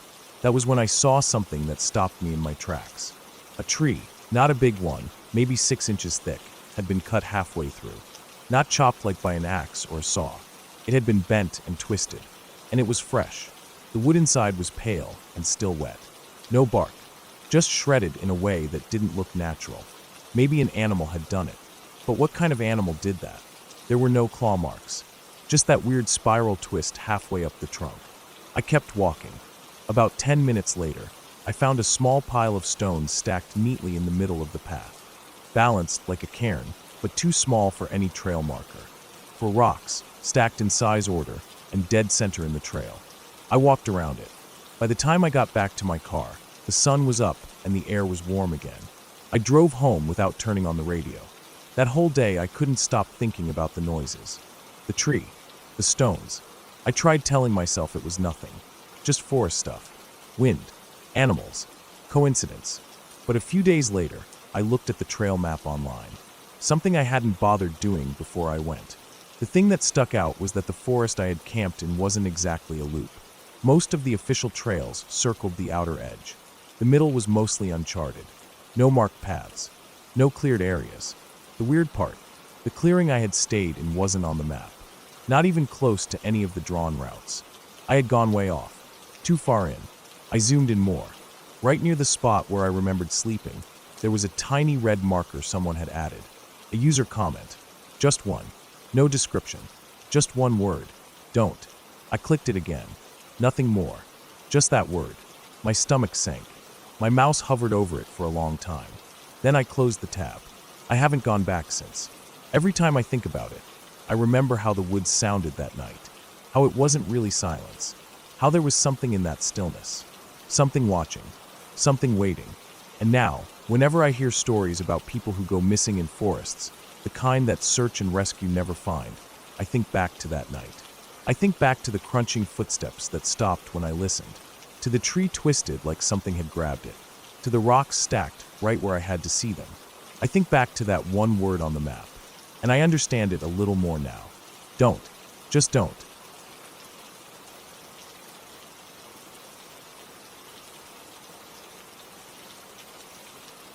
I never liked long drives at night. Something about the endless darkness, the way headlights barely cut through it, always made me uneasy. But that Thursday night, I didn't have a choice. My uncle had called me around 4 p.m. to say he needed help moving some stuff out of his old place before the landlord came the next morning. He was way out past the edge of town, in a rental cabin deep in the hills, surrounded by woods and barely any reception. I owed him a few favors, and he offered to cover my gas and dinner, so I packed some snacks and left after work. It was already getting dark when I pulled onto the last stretch of road. The main highway had slowly narrowed into a two-lane back road, then into a winding gravel path with more potholes than flat ground.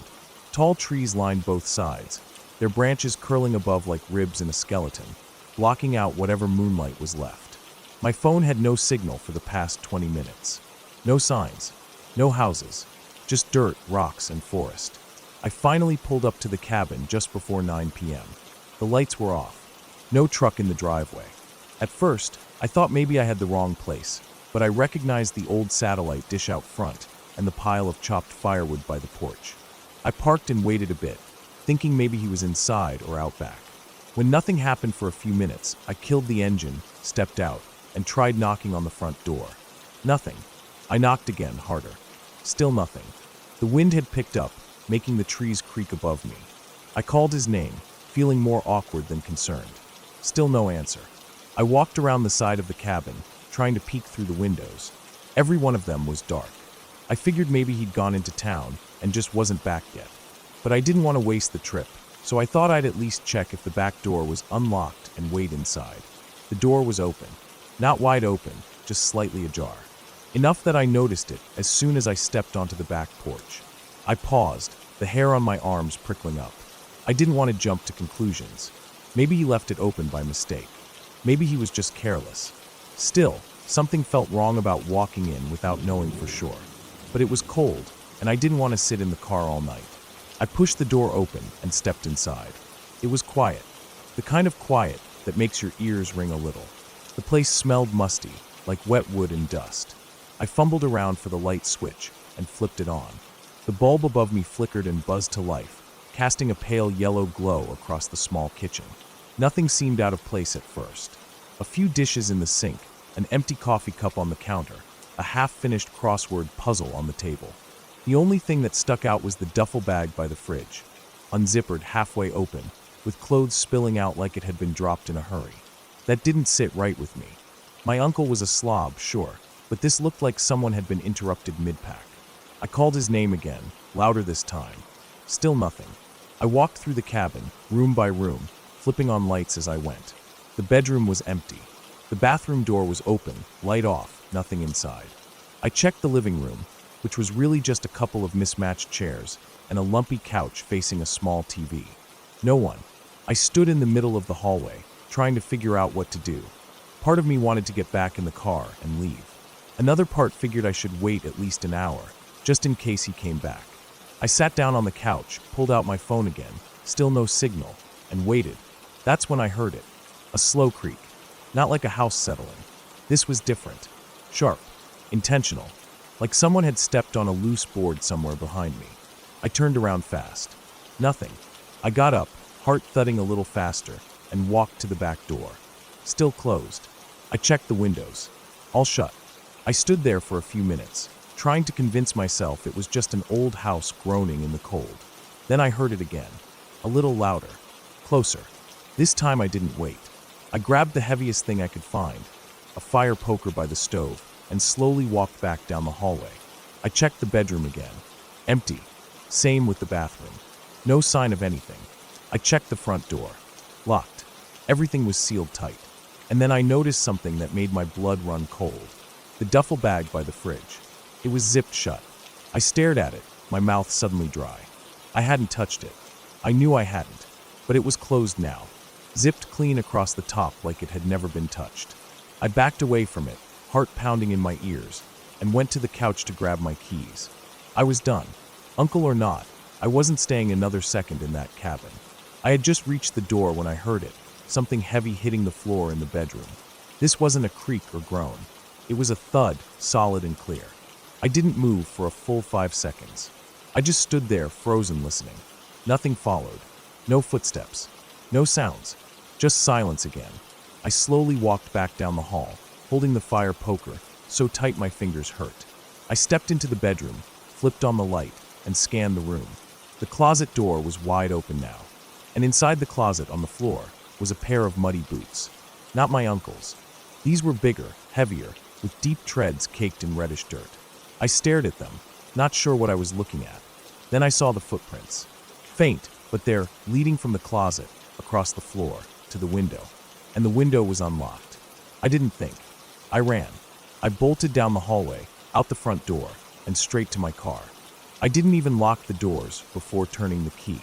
The engine coughed once, twice, then roared to life. I slammed it into reverse, gravel spraying as I backed up too fast, then shifted into drive and tore down the dirt road, headlights bouncing over every dip and rock. I didn't stop until I hit the main highway. Only then did I pull over, chest heaving, hands shaking. I sat there in the driver's seat for what felt like forever, just trying to breathe.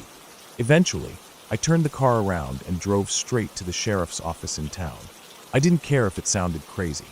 I told them everything, how the door was open, how the bag had changed, the boots in the closet, the noises, everything. They sent someone up there right away. I followed in my car, this time with 2 deputies in a cruiser ahead of me. We arrived just before midnight. The cabin was dark. We walked in together, guns drawn, lights scanning every room. Nothing. No boots. No bag. No footprints. Everything was exactly like I had first seen it when I got there. But the back door? It was wide open now. They didn't find my uncle that night. Or the next. His phone was off, his truck was missing, and none of his friends had heard from him. They eventually found his wallet and keys in a ravine 2 miles away, tossed near some rocks like garbage. He never showed up again. I don't know what happened in that cabin. I don't know who was in there with me, or how they got in and out so fast. But I know what I saw. I know the bag was open, then zipped. I know those boots weren't there before. And I know that sound I heard, those footsteps, they were real. Sometimes I think about what would have happened if I had opened that closet instead of running. If I had stayed a few minutes longer. I don't drive at night anymore, and I've never been back to that cabin. But the worst part, every once in a while, maybe once every few months, I get a call from a blocked number. I never answer it, but they never leave a voicemail either. Just silence, like someone on the other end is waiting, listening.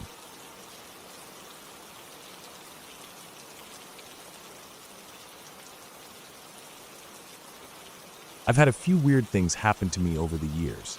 Nothing extreme, just little things that I couldn't explain at the time, but always figured had a rational explanation. A weird cold spot in a warm room. Something small moving from where I swore I left it. That kind of stuff. I never thought much of any of it. I was the kind of person who rolled their eyes at ghost stories and figured people exaggerated. Maybe their brains just filled in the blanks when they were tired or scared or whatever. That was always my way of looking at things. I didn't believe in the paranormal. Not really. At least not until that night at the dorms 4 years ago. It happened toward the end of my freshman year. I had a good year overall. I was at a solid state college, made a few close friends, had a roommate I actually liked, and the usual mix of parties, late-night fast food runs, and cramming for exams. The dorms were nothing special. Standard college stuff. A long hallway of rooms, white walls, linoleum floors, the occasional peeling corner of ceiling tile. You could smell everyone's instant ramen and microwave popcorn. Each hallway had 4 rooms, 2 people per room. At the end was this big metal door that led into the shared hallway, and then across from that was the bathroom, which also had a heavy steel door like something out of an industrial facility. The doors had those thick rectangular windows, the kind with wire mesh inside the glass. You couldn't really see much through them except for vague shapes and motion. Anyway, the last couple weeks before finals, something felt off. I remember walking into the dorm after a long day of class and feeling this weird pressure in my chest. Not physical pain, just this heavy, tense feeling. At first, I chalked it up to stress. Finals were coming, deadlines were looming, everyone was sleep-deprived and on edge. It made sense, but as the days went on, the feeling didn't go away. If anything, it got worse. I'd walk through the main door to our hall and feel like I'd stepped into a vacuum. It was like the energy was just sucked out of the air. My roommate felt it too. Everyone on our floor seemed a little more anxious, a little more silent. Still, no one said much about it. We were all just trying to survive the last push of the semester. One night, I was studying late in my room. It was past midnight.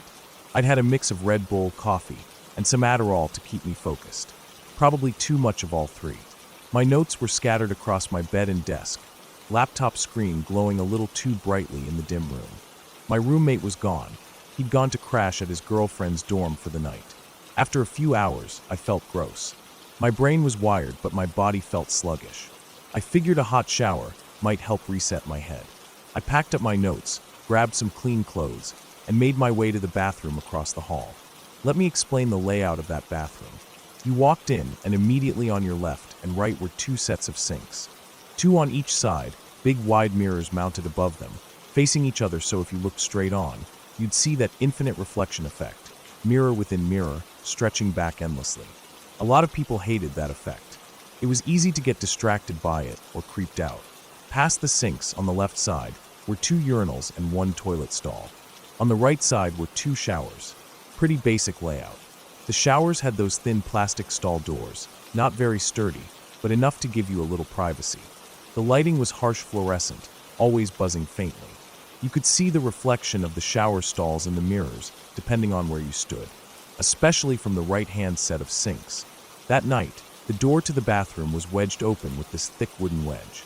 That thing didn't move easily. Someone had jammed it in pretty tight, standard practice to keep the heavy door from slamming shut. I walked in, set my change of clothes on the sink on the right side, right under the mirror, and started getting ready to shower. The place was empty, quiet. I didn't hear anyone else in the hallway either. Just me and that familiar hum of the fluorescent lights. I looked up into the mirror without thinking much about it, just checking my face, hair, whatever. But then something caught my eye in the reflection. At first, it looked like nothing, just a weird shimmer way back in the infinite mirror loop, like a ripple or something out of place. I squinted at it. It wasn't moving exactly, but it was definitely there. It looked like a dark blur or shadow. I figured it was my eyes playing tricks on me. Maybe I was just tired or overstimulated. I rubbed my face, blinked a few times, looked again. Still there. Only now it had moved. Not in the physical space of the room, but closer in the reflection. It had jumped forward a layer in the loop. From way back in the mirrored infinity to one step closer. That's when I started feeling uneasy. I stood there, staring at this thing, not sure if I was hallucinating or just freaking myself out. It kept moving. Each time I blinked or looked away for even a second, it would jump forward again. Closer. Clearer. I could start to make out a shape. It wasn't sharp or well-defined, but it was dark and tall. And there was something flowing from it. At first I thought it was long hair, like a curtain or strands blowing in slow motion. But the more I looked, the more I realized it wasn't hair. It was like fabric. A veil, maybe. Thin in some spots, like you could almost see through it. But underneath, from the chest down, it was just pitch black. I felt this tightness in my throat, like I couldn't breathe properly. My chest felt like it was locked in a vice. My heart was hammering so hard it felt like it might bruise my ribs. I couldn't move. I just stood there, gripping the edge of the sink, staring into the mirror as this thing came closer, one layer at a time. And then I saw its face. I can't explain it. Not in any real way. It was human, or at least shaped like a human. 2 eyes, a nose, a mouth. But it wasn't right. The features were, I don't know, too far apart or too symmetrical. Too smooth. The eyes were black but not empty. There was this faint, pulsing glow from inside them. Like embers but darker. Like heat without light. The face didn't move. It didn't smile or scowl or blink. It just looked. Straight at me. And then the lights went out. Instant, absolute darkness. Not the kind you get in a room with a window where your eyes adjust.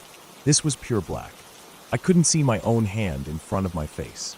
The hum of the lights was gone. The only thing I could hear was the sudden slam of the steel bathroom door behind me. It shut so hard I felt the floor vibrate. I stumbled backward, reached out blindly for the door, but it wouldn't open. I pushed, pulled, kicked. It was stuck. Or locked. Or something. The wedge that had been holding it open was gone. Just gone. I tried to stay calm, told myself maybe someone was messing with me. A prank. It had to be. But then the smell hit me. Blood. Thick and metallic and sharp. Not faint. Not subtle. It was like I had shoved my face into a bag of pennies soaked in iron. I gagged. It felt like the air was thick with it, like I could taste it. And that's the last thing I remember. I woke up in a hospital bed. The lights were bright, and everything felt too quiet. My head was pounding, and my shirt was stiff, stuck to my chest. I looked down and saw the dried blood. My nose had bled badly. The sheets were clean, though, so someone had already cleaned me up. I sat up slowly, dizzy, disoriented. A nurse walked in, saw me awake, and immediately went to get a doctor. Later, I was told my RA had found me. He'd gotten up in the middle of the night to use the bathroom and found the door shut tight. When he managed to get it open, he saw me curled up in the corner of the shower stall, shirt soaked in blood, eyes wide open but not responding. According to him, I kept whispering the same thing over and over. It saw me, over and over again, like a broken record. I didn't remember saying that. I didn't remember much of anything. Just the eyes in the mirror, and that smell. They ran tests. CT scan, MRI, full blood panel. The doctor's best guess was a seizure. But nothing showed up. No brain abnormalities, no history, no explanation. I wasn't epileptic. I'd taken Adderall before, plenty of times, never had a reaction. They kept me under observation for a couple days. My parents drove in and stayed with me, and eventually I was cleared to go home. Just a one-time incident, they said. Stress, maybe. Lack of sleep, overexertion, maybe even a panic attack. But I knew it wasn't any of those things. Since that night, I haven't been the same. I can't look in mirrors. Not for more than a few seconds. Not without feeling my heart start to race. If I'm in a room with one, even just a small one on a cabinet or hanging on a wall, I start to sweat. My hands shake. It's like I can feel it watching. Not always, but enough. I've been in therapy for 3 years now. I've talked to psychologists, neurologists, even a few spiritual advisors, priests, pastors, anyone who'd listen. Most of them just give me the usual answers. Stress response, trauma, psychosomatic fear. The spiritual ones say I need to pray, to find faith, to seek comfort in God. But none of them seem to know what it was. And I've searched. I've looked up every paranormal story I can find about mirrors, about dorms, about veils, about glowing black eyes. But nothing fits. The weirdest part, it never happened again. Not to me, not to anyone else in that dorm. I transferred the next year and never looked back. A few of my old floor mates visited after I left. They said everything was fine. No more weird feelings, no more bad vibes. It was like whatever happened was just a one-time thing. Just me. I'm not asking anyone to believe me. I'm not sure I would if I hadn't lived through it myself. I don't know what it was. A hallucination, a break from...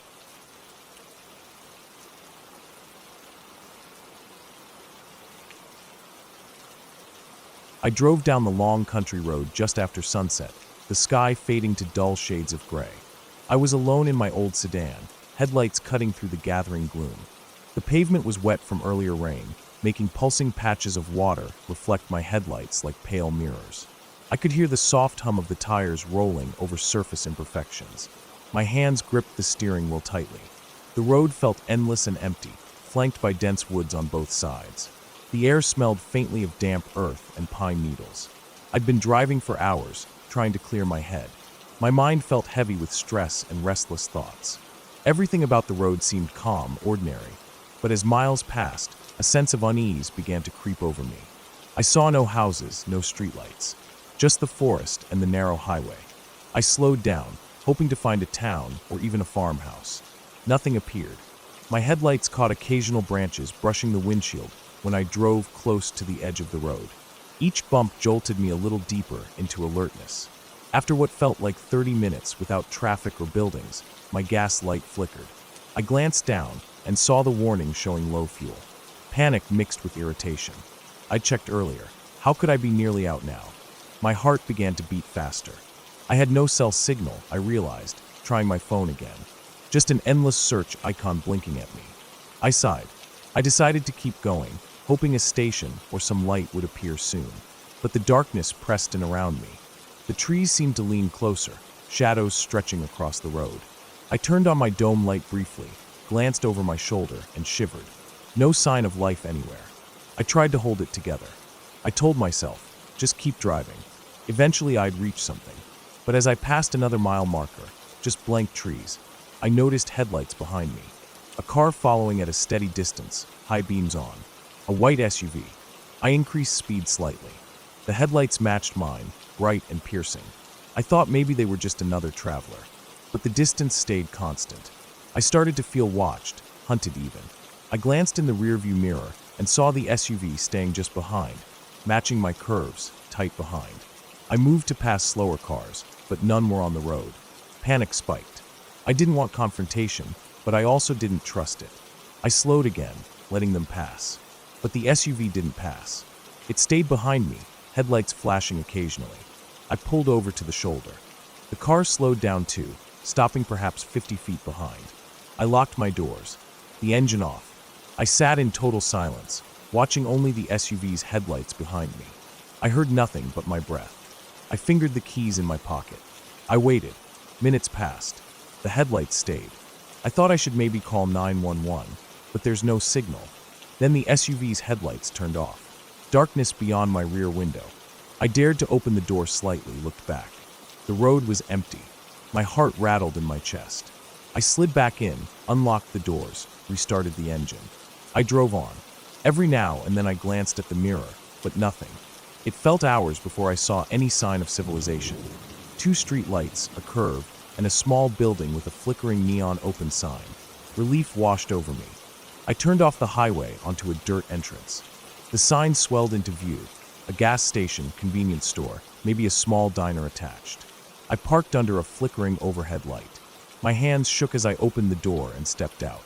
The air felt warm and damp. I sniffed, relief mingled with exhaustion. The doors to the convenience store swung open gratefully. I went inside, footsteps echoing on the linoleum floor. The fluorescent lighting was harsh. The clerk looked up with sleepy eyes. I paid for gas, a full tank, and some water. I stood at the pump, shaking, gas nozzle in hand. I filled the tank, tight-lipped. After finishing, I closed the hatch and walked back toward the store. I needed to call someone, but still no signal. I sighed. I took a breath. The parking lot was nearly empty, lit by only 2 poles. The pump islands cast long, eerie shadows. I felt uneasy again, like something was watching. I told myself I was exhausted and paranoid. I went inside. I grabbed a can of soda, a snack bar, and a flashlight from a shelf. They sold cheap flashlights. I paid. The clerk gave no expression. I left the store and got into my car.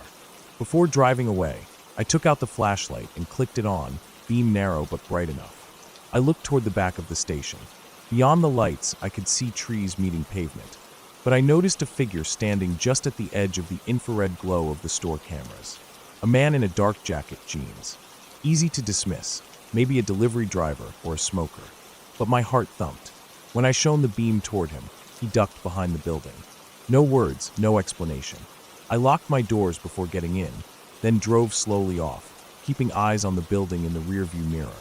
He stayed in place. I sped up once on the highway. My headlights swept. There he was, walking out from behind the building, walking along the highway behind me, still too far but clearly following. I floored the accelerator. The speedometer jumped. I rounded a bend and lost sight of him briefly. Then he reappeared, too close to be coincidence.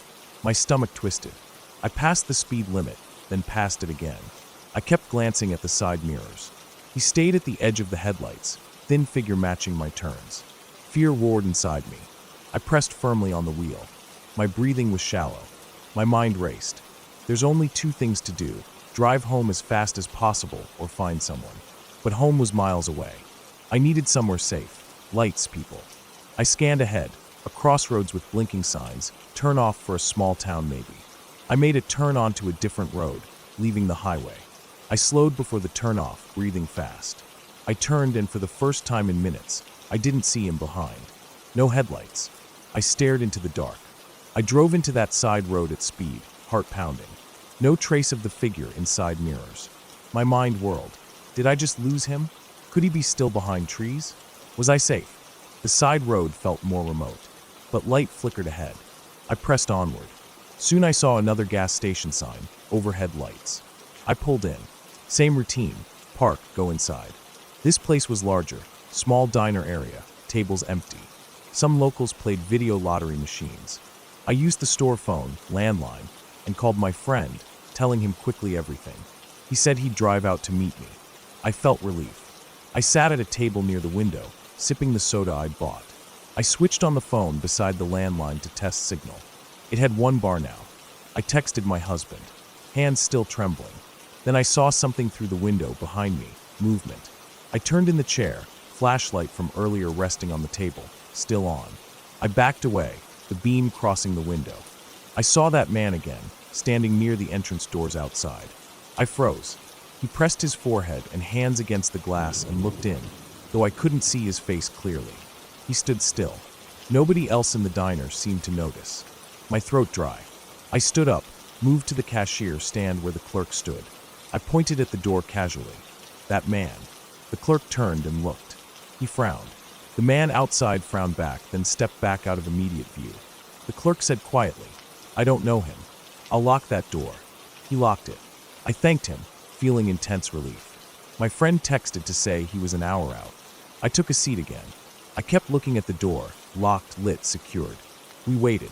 The man outside paced the parking lot, near the edge of the light. He shifted, stood still, bent down as if picking something, moved again. But he didn't try to open the doors. Maybe he knew they were locked. Hours felt like minutes. Finally, a car pulled in, headlights flashing. Two men jumped out. They were my friend and his co-worker. They approached cautiously. I unlocked the door from inside. They stepped in. I locked the door behind them. Tears welled. Relief crashed through every nerve. We huddled together. They assured me they'd be with me every step until home. It was early morning when we drove off. We took a main road all the way. No sign of the stalker man. At sunrise, we reached the edge of the forest. We stopped at an all-night coffee shop just outside the next town. I shivered over coffee. My voice cracked as I explained everything to him again. He looked pale. We contacted the local sheriff's office too. They said they'd drive out and check the gas station locations, the parking lots, video footage. I gave them descriptions, the times. I looked around, jittery, eyes flicked everywhere. After that, we continued home. As the sun rose fully, the road felt less threatening. I sat in the passenger seat, breathing deep, watching familiar landmarks as we approached my neighborhood. I saw my house driveway and slowed. I stepped out, trembling legs. Friends walked me inside and stayed with me. I showered, tried to rest, but sleep didn't come easily. Days passed. I heard back from the sheriff. They found security footage from the first station. A man matching my description walking around the pumps, checking my car, ducking behind buildings. They had his license plate from his SUV parked a block away. They ran a check. He had a criminal record for stalking, harassment. They tracked him down a few hours later. He was arrested outside a small apartment he rented near the highway. He had been tailing other drivers too, according to neighbors. In the end, I was